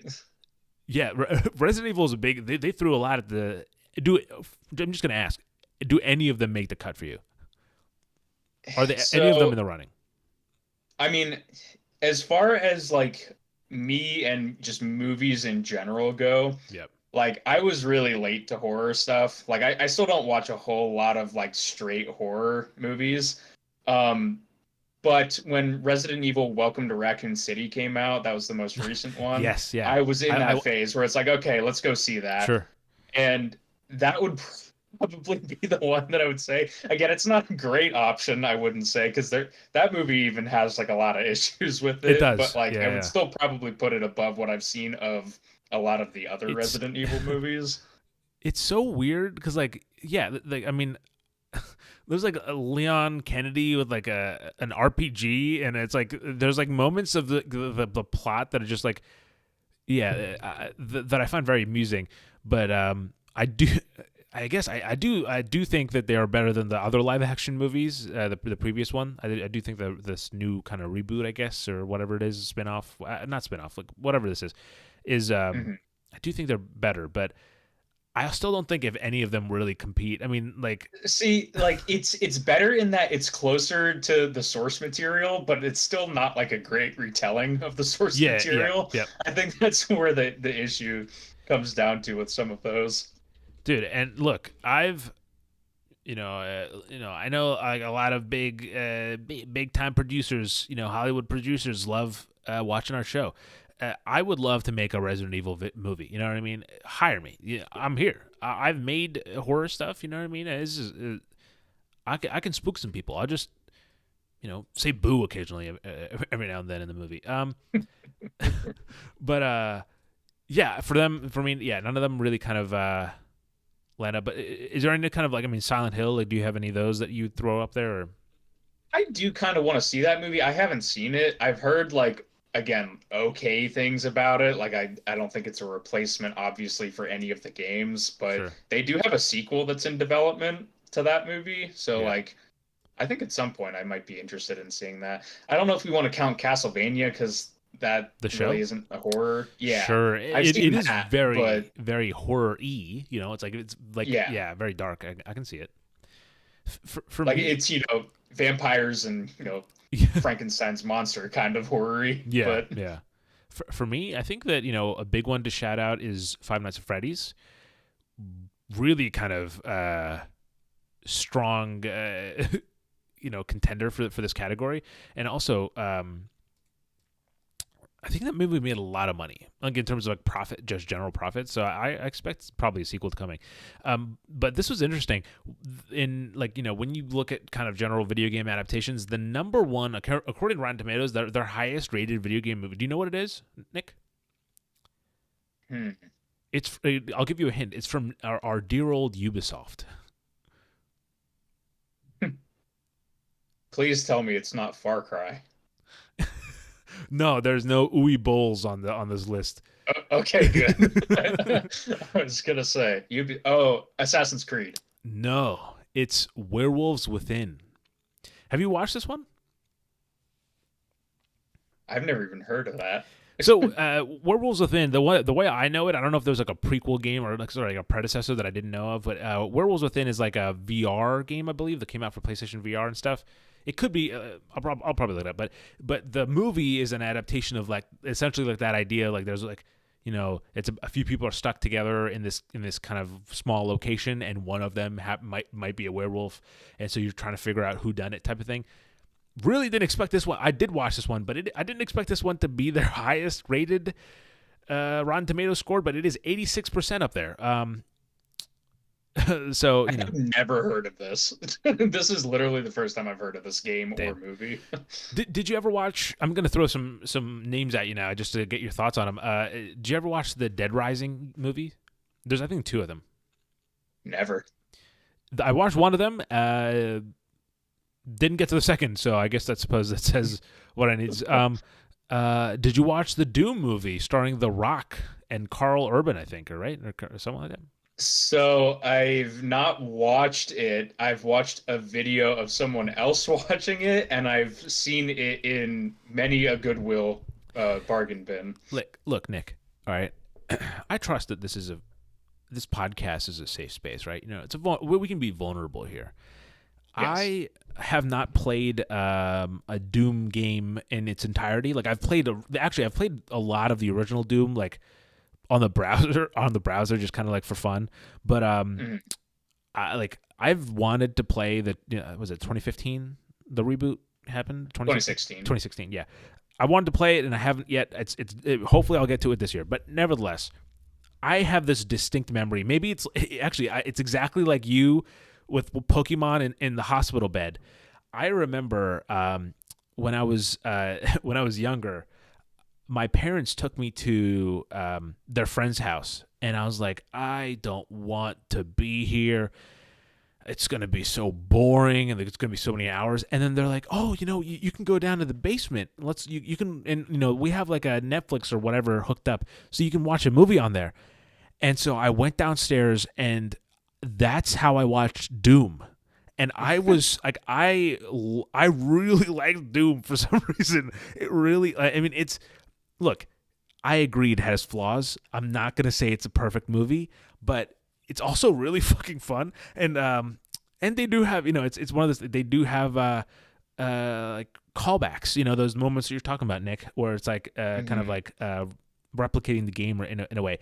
In fact, I'm fairly certain, if I remember correctly, there's a first-person sequence in the movie too. So that's like the one thing I know like about that movie, like the first-person sequence specifically, is that it has a first-person sequence in it. Yeah. It's definitely I recommend it. And it's not horror, but at this point in the podcast, I'm just pulling on strings to talk about different ones. The Doom has The Rock. What else has The Rock? Bet you didn't know that he was in 2 video game adaptations. He's also in Rampage. I did watch this one. I knew Rampage. I did watch this one, and I actually watched it in theaters back when MoviePass was a thing.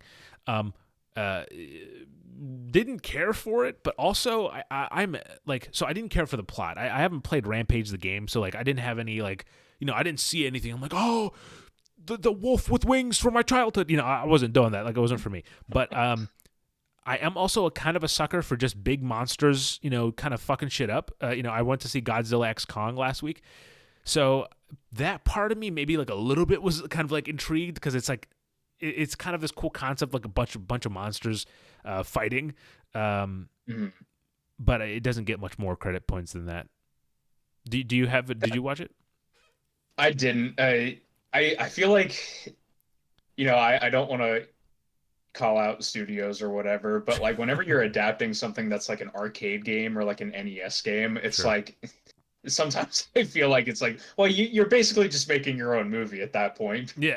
You're, there might be like a paragraph of a story in those games. So it's like, and different things are different, obviously. Like if they were adapting like a Mega Man or something, like I bet that would be different. But like Rampage, like I always, it's a giant like gorilla on a building. Like that's what that game is. And there's like some other monsters, and they kind of just they really, that movie to me, it really just felt like a clone of like the Kong Skull Island or like one of those movies, but like for me, it didn't have, again, like I said, it didn't have like, oh, like for King Kong, I do go ape shit. You know what I mean? So like, I didn't have that reaction, so it didn't mean as much to me.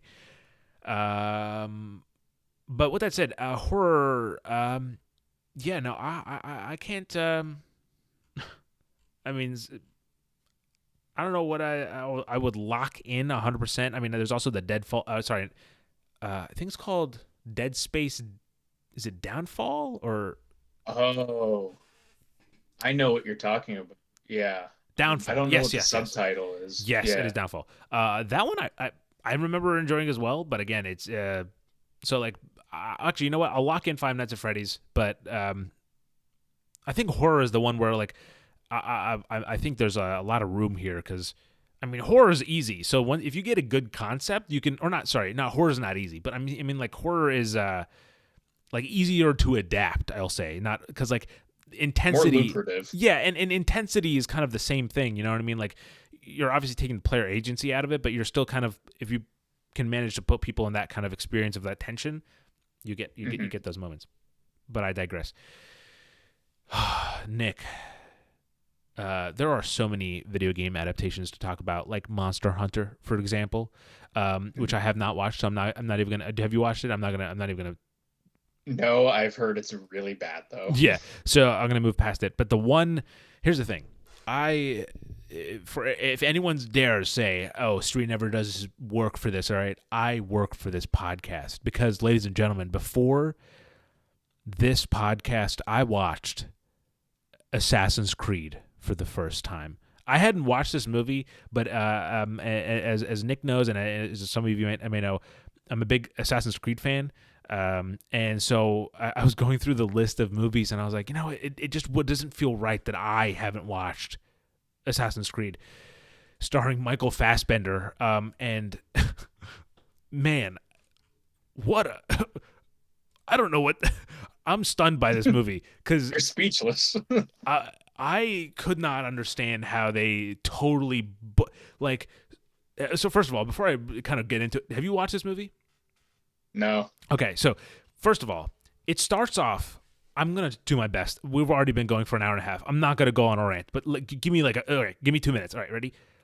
The movie starts off with a cold open of a flashback of like 1500s. I'm just gonna make that number up, but it's like of the past. And it has like this really kind of dramatic and very slow sequence of like him getting his finger cut off, and he says like, "We are assassins," but he says it in Spanish because like that's the location or whatever.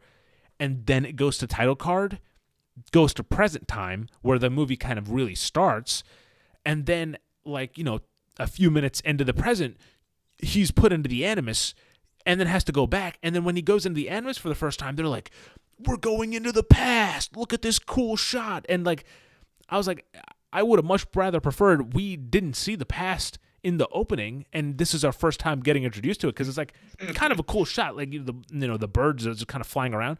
But the movie kind of like robs itself of that moment, and then also there's the idea that like the Abstergo is are the bad guys.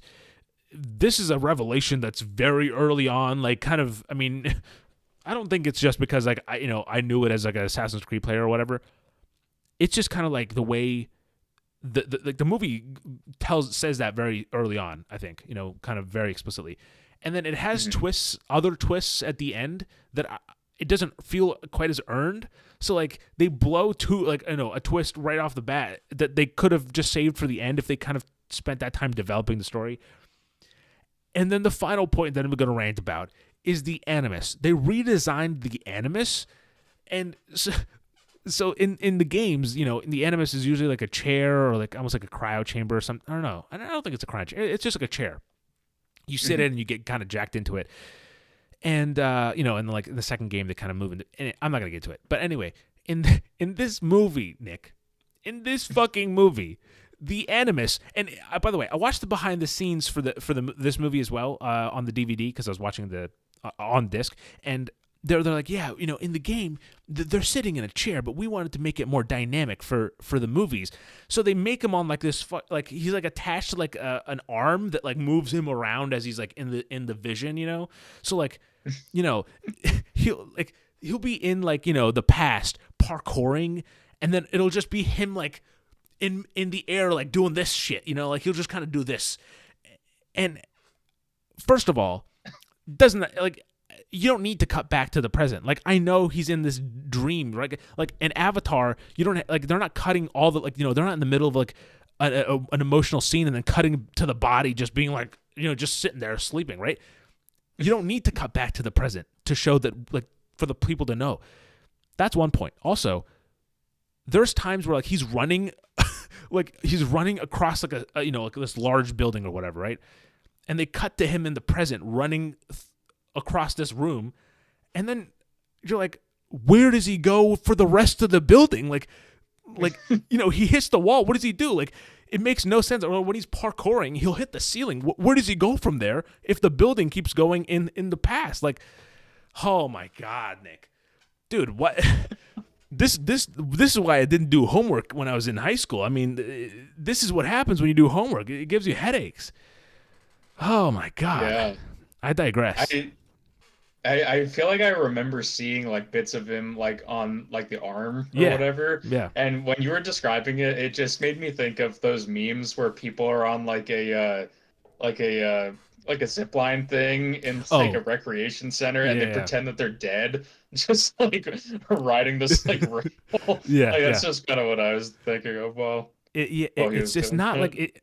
I know they're trying to be more cinematic, and I get that changes have to be made, but it really feels like someone was just like heard the vague points of like what the Assassin's Creed game is. They're like, oh, there's assassins and there's Templars and there's like an animus, and they're like, oh yeah, we got it from here, and then just kind of ran with it from there.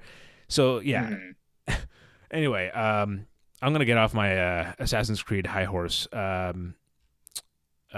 Still love Assassin's Creed though, but man, not that one. I think a natural transition would probably be what we chose for the thumbnail here. Yes, absolutely. Prince of Persia. Is it Forgotten Sands? Is that the Sands movie? of Time? I think I wrote the wrong thing in here. It's Sands of Time, isn't it? Because that's the first game. But I'm not sure. It is. It's Prince of Persia: The Sands of Time. The it 2010 movie. The 2010 entertaining swashbuckler starring Jake Gyllenhaal and Gemma Arterton and Ben Kingsley. So yeah, I saw this one in theaters, and obviously this was the transition point because Ubisoft was doing Prince of Persia before Assassin's Creed. Yep. And I don't know why. Like, it's not really something that like I normally would go and see, I think. Yeah. At that age, at least. But wow. Yeah, I saw this one in theaters, and I remember liking it, but even as like a younger person, still realizing like it's not an amazing it's not perfect movie. Yeah. No, I have the same thing. Yeah. But yeah, I remember thinking that the parkour looked cool. I think that was what it was. I was in like my fascination with parkour phase of course. as a kid. Yeah. And like, here's this, like, it's based off a video game and he's running around climbing up walls and swinging from flagpoles and stuff. So that's probably why Ubisoft's got the parkour market cornered. You know what I mean? They got Assassin's Creed, they got Prince of Persia, and they got Watch Dogs. I mean, they've got you. So yeah, I wanted to talk about it just because it's like I remember kind of like I would say Resident Evil. Yeah. Like I remember thinking that like this is okay, it's not amazing, but I didn't hate it. Also, that said, I haven't seen it in over a decade. This is one I would like to watch again because I'm the same thing. I don't remember hating this one. I actually remember kind of liking it. I watched it on DVD. I didn't go to the theater, but like. I had a good time with it. It's just like I'm not a big like I'm more Assassin's Creed fan than Prince of Persia. So like for me, it was just like what the movie was like what I was kind of experiencing. I think years later I played like one of the Prince of Persia games. Forget which one now, but here's a fun fact that I did not know until just this very moment. The director Mike Newell also directed a little known movie. Just 5 years before Prince of Persia, called Harry Potter and the Goblet of Fire. So there you go. Kind of going through. I'll go. Okay, here. This is the Rotten Tomatoes list, Nick, of the best movies that we'll kind of go through, and any ones that we kind of didn't hit, we'll quickly bat down. So, number one, Werewolves Within, which talked about that. Number two, The Angry Birds Movie 2, The Angry Birds Movie 2, Nick, with a 72% is second place. Mobile doesn't count. I watched the first movie on an airplane and did not hate it. It wasn't bad, but I haven't watched the second one. Sonic the Hedgehog 2 is number 3. Detective Pikachu is number 4. Hell yeah. GT, based on a true... That's the full name of the movie, by the way. Gran Turismo, based on a true story, is number 5. Sonic the Hedgehog number 1 is number 6. The Super Mario Brothers movie is number 7, which, by the way, rotten movie. Is that the original? No, 2023. It is somehow rotten. It is number 7 on the list. Right under that, also every movie after this is rotten, by the way. So that gives you an idea of, I guess, what this meter is kind of going off of. But the next is number 8 is Mortal Kombat, which I did watch. Actually, pretty kind of enjoyed. I thought it was pretty fun. I mean, like the action was kind of newer one. The new one, yeah, 2021.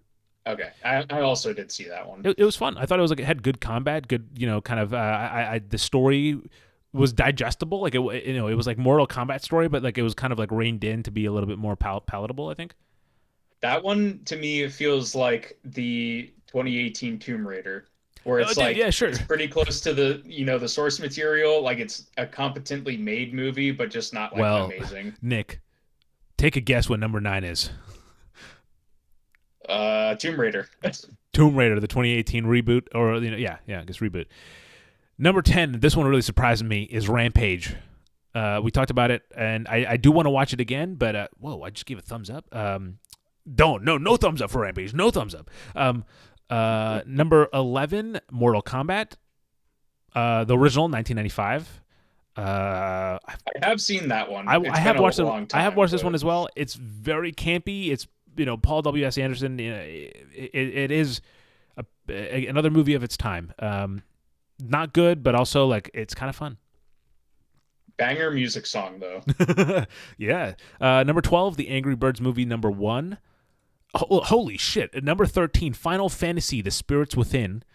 Number 14. That movie's like horrible. number 14. Well, I mean, Nick, this gives you an idea of where we're at, because and there's going to be one disappointment for you already, I can see. Number 14 is Monster Hunter, and then number 15, Nick, any guess of what number 15 is? That would disappoint you. Is it one that we talked about already, or no? That you've talked about specifically, yeah. Uncharted? You got it, Nick. It is the 2022 movie starring Tom Holland, Uncharted. All right, and then next, number 16, the final chapter of the Resident Evil 2016. Like it's the Paul W.S. Anderson. He's got this market on the he's cornered the market really. 17, the Prince of Persia movie we just talked about. Number 18, the original Resident Evil. Number 19, Silent Hill. Number 20, DOA, Dead or Alive. Have you watched this one? I have. I have not. Sue me. I've watched it. All right, and I liked it too. Number 21, Welcome to Raccoon City. We talked about that one. Number 22, this one. I'm glad we got to that. Warcraft. Have you seen this one? No, see, this is something with my, this gets into my gaming tastes. I have never really been into Blizzard stuff. Same here. The only game series of theirs that I do still want to actively try and play is Diablo. But like World of Warcraft and stuff like that, like it was never my thing. So like when I saw they were making a movie, I was like, I am almost on the same exact boat with you in terms of like I am not a Blizzard person. I have vague interest to watch what the hell am I talking about? I have vague interest to play Diablo, and it's on Game Pass now, by the way, Diablo 5, I think. And so that's kind of piqued my curiosity there, but I've just out of a whim, I haven't played Overwatch or anything, by the way, either, but out of a whim, I was like, you know what? I like Lord of the Rings and anything kind of high fantasy I like to watch because I think the scenery will be nice. And that's exactly what this was. Cool scenery. They actually has like a pretty good like production value for, I mean, it gets Warcraft. It's Blizzard. So obviously they probably thought this was going to be like, sell gangbusters or whatever. But Mhm. pretty good animation, and I did like it. I actually completely forgot about it until I saw it on this list. But if you haven't watched it, I Is do it recommend. fully animated, No, it's or live is it action. live action It's within? live Okay. action, and then the orcs and stuff like that stuff is animated, like the animated characters inside. But Mhm. yeah, live action. All right, quickly running through the next few here. We got some the original Super Mario Brothers movie, Resident Evil Retribution, Lara Croft, Tomb Raider: The Cradle of Life, Resident Evil Extinction, Five Nights at Freddy's number 27 on the list. Oh shit, Need for Speed with starring Aaron Paul I forgot about that movie. and Kid Cudi. Who can forget? Yeah, I forgot about it too. But That this was was like hot off of Breaking Bad. yeah. I didn't like this one, and I think we're both kind of equally paced on Need for Speed, right? And yeah, I think I was not a fan of this one. I never saw it, so Oh, the Ratchet and Clank game, of course. That was the movie that was came out with the reboot. So Mhm. there's some fantastic options on there. There are definitely ones that we have to catch up with, but also like not a lot that like really like, I'm like, oh, I have to watch this movie because there until recently we haven't really gotten really good video game adaptations. I think that recently, Mhm. the trend is, and it's one that I enjoy. It's that before. I think a lot of video game adaptations were people who like didn't play video games. They're coming in blind and being like, what's that? Yeah, there's war and there's crafting. Yeah, let's do it." And then just kind of they go for it. But now Mhm. you have people who are fans of the series who are like, oh, I have a vision for this, and I think like how Henry Cavill is like single-handedly lugging the Warhammer cinematic universe into existence with Amazon Prime. And like the Ghost of Tsushima, I think even like that, like, or actually even Fallout, with how Jonathan Nolan is a fan of Fallout 3 and the kind of the general series, and he approached that in a way that's not just like, let's tell the same, let's tell some story that sounds vaguely similar to make a bunch of money, and probably not make a sequel, even though we'll tease it at the end. It's not like that. Right. We're getting a little bit more passion projects, and I think that's what that's really what I'm hoping to see more of going forward Yeah, I liken it to, or at least how I think about it personally, is like we're right now in like 2008 Marvel Cinematic Universe, for where it's video like games. we're Yeah, right on the start, where it's like, okay, they're actually like, yeah. paying attention and trying to make good stuff now rather than, I mean, just buying a right and there flipping a was a movie. quote I think actually that's just this week, a very topical quote from I think the producer, I think, of Sonic the Hedgehog, but essentially saying that, like, in a few years, like the Sonic the Hedgehog and Knuckles and like all that stuff will kind of encapsulate into like an Avengers style movie. And I think that'll be like one, because I can close my eyes and I could picture very clearly in like 10 years we'll have a similar thing for the Super Mario Brothers. Like there'll be like some kind of crossover for that as well. And it's Super Smash is literally right there for the takings too. So yeah, a lot of kind of cinematic universes from the video game side kind of burgeoning at this time, but we'll see how it goes. I mean, with stuff like Fallout and Last of Us kind of being series too, I think I'm down for more seasons as long as you got some good stories to tell. Absolutely. But with that said, we are on the cusp of making this the longest episode of this show, and somehow it's the one where we're like, we gotta wrap it up fast because we gotta watch Fallout. So we have the inbox is all that's left. So let's run through some of the stuff we got going on. I already mentioned Streets of Rogue 2. So let's get that out of here. Fucking get that out of here. And then the next one, though, the other one that I wanted to mention is Botany Manor. I think I also mentioned this one last episode, but Botany Manor is officially out now. It came out yesterday, and it is a botanical puzzle game that is out now on Nintendo Switch, PC, and Xbox, and it's also on Xbox Game Pass if you want to just check it out for a little bit. Play as this botanist named Arabelle Green, explore the manor, and kind of bring to life these really weird like plants, like that you'll collect plant seeds, and then you'll do puzzles that like tell you how to grow that plant seed. So like one of them will be like, oh, you have to like it grows in lightning, and so you have to like use like a flash to like make it look like lightning, and then it grows, et cetera, et cetera. Very cool. One cool thing, here's a little teaser. We have a lot of cool stuff coming out soon, but one of the things is that we got the chance to interview Laurie DeMay, who is the founder of Balloon Games, the developers, Balloon Studios, the developers of Botany Manor, and it wasn't in video. It's not like the episode 2 or anything like that, but we still it was. I think we got some good questions in there, and I'm excited to share them with you once we kind of get the responses and stuff. But keep your eye out for that on respawnstation.com. And really, I take a second. We don't have a sponsor, so this episode's sponsored by respawnstation.com, guys. Check it out, bookmark it. Fucking go to it, so that I really think that we're in kind of the second phase of Respawn Station, where we're kind of like obviously we're kind of known for our written content, and despite whatever this channel might give you the illusion of, we really haven't done video content until like a month ago, and even then, recently, before that, we've kind of messed around with it. But so as we go forward, we'll do more videos, but writing stuff is still going to be like that website is still going to be active. So definitely check that out.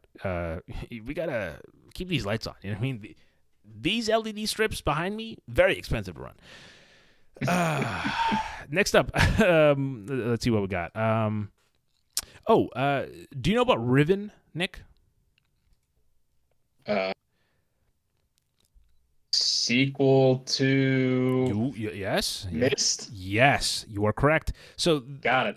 Riven is coming back. It is getting a complete remake, which I believe currently is called Riven. So it is just a ground up remake that is what is it, after 27 years, I guess, however long it's been. But yeah, so one thing, they just recently announced that the game is actually coming back, in this remake, and then they also just today announced that the Riven's original creative team reunites after 27 years, for the remake, and then Robin Miller is set to create music for the game. So I thought I'd throw it out there. It's cool to see kind of certain old games get the new treatment, new coat of paint. And that's awesome. I didn't hear that about the dev team. That's I feel like that never happens. Yeah, no. So that's pretty cool. Two more games that I want to make sure we get to real quick. Let's see here. I need to actually pull up the emails because, of course, this is the inbox. Let's see here. Oh, and this is a random one. I'll throw it out there.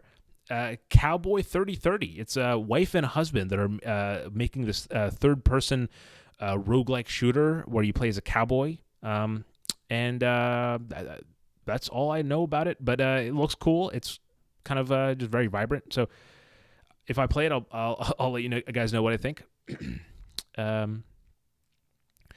This one, Nick, I'll have you if you can look it up. I'll have you look it up. But it's a game called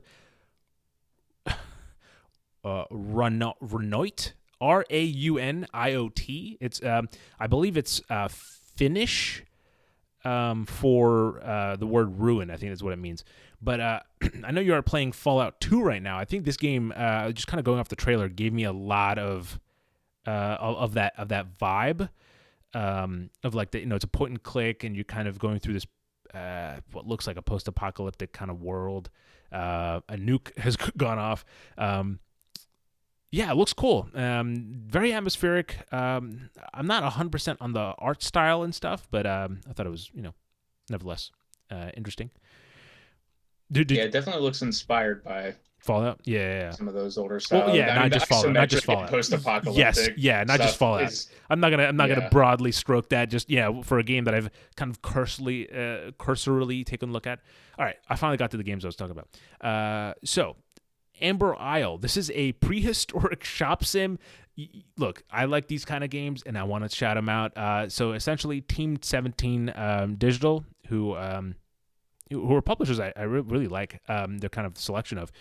And Amber Tail Games are kind of partnering up for the publication of this upcoming game.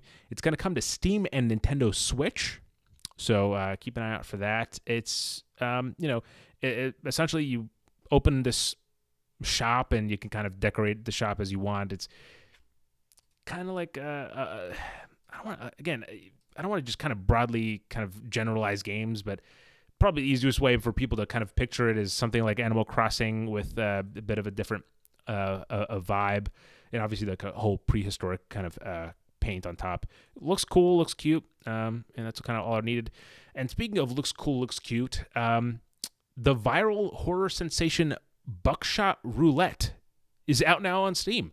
If you haven't seen this was really creepy, but yeah, it's essentially like Russian roulette, but it's you play it with like a 12 gauge shotgun with like this creepy face across from you is what the image. But let's see, his challenge your opponent across 3 intense rounds and claim your victory or face the ultimate consequence. Looks cool, looks creepy, and again, I haven't personally heard of this one because it says viral horror sensation. I haven't heard of it though. I don't know when it went viral, but it still looks cool. Pretty recently. I've heard some people talk about it, and specifically saying how creepy it looks. So yeah, no, it certainly looks very creepy, and it is coming to consoles as well. There's console editions coming out, and multiplayer later this year. But for now, it is out on Steam. So there it is. We've gotten through, I think, all the ones that I had in mind. But as I was saying earlier, just kind of briefly, we're in the second phase. Just like the MCU, the Respawn Station is in the second phase, and we have a lot of cool things coming, a lot of cool kind of interview stuff that I don't want to ruin or I don't want to like prematurely like announce, but like I know that like I've confirmed at least one interview that we'll have in the next probably month or so, but it's just kind of working out the timings that we're kind of left with. But that is someone who I'm just really interested in having a conversation with, and I won't say any more than that because every episode I like to tease what happens next. And what else do we have? Follow us on Spotify and Apple Podcasts. I'm just fucking stuttering at this point, dude. We have hit 2 hours on the podcast. This is the first time. We've made it this far. It was a beefy one. It is. We have a lot to talk about, though. Yes, and we know what I will say. I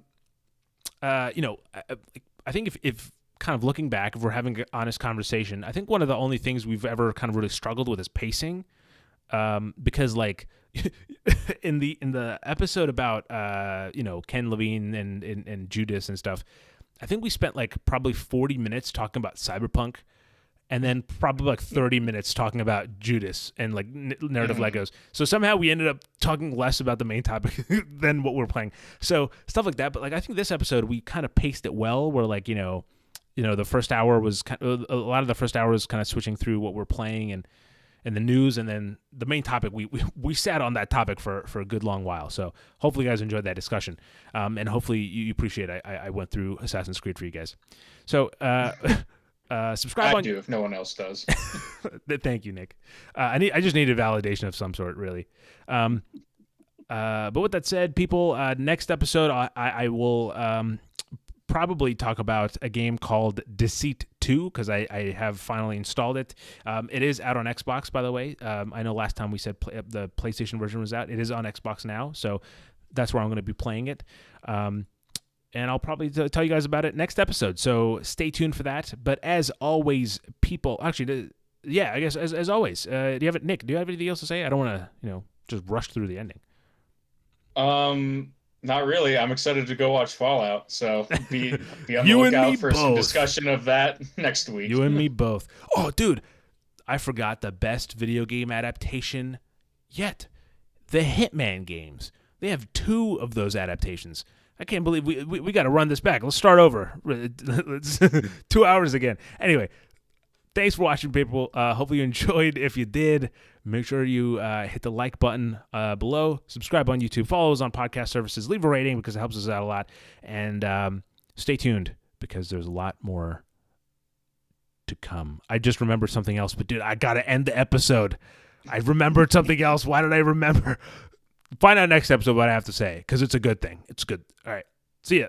Have a good night, a good morning, and a damn good time. Peace.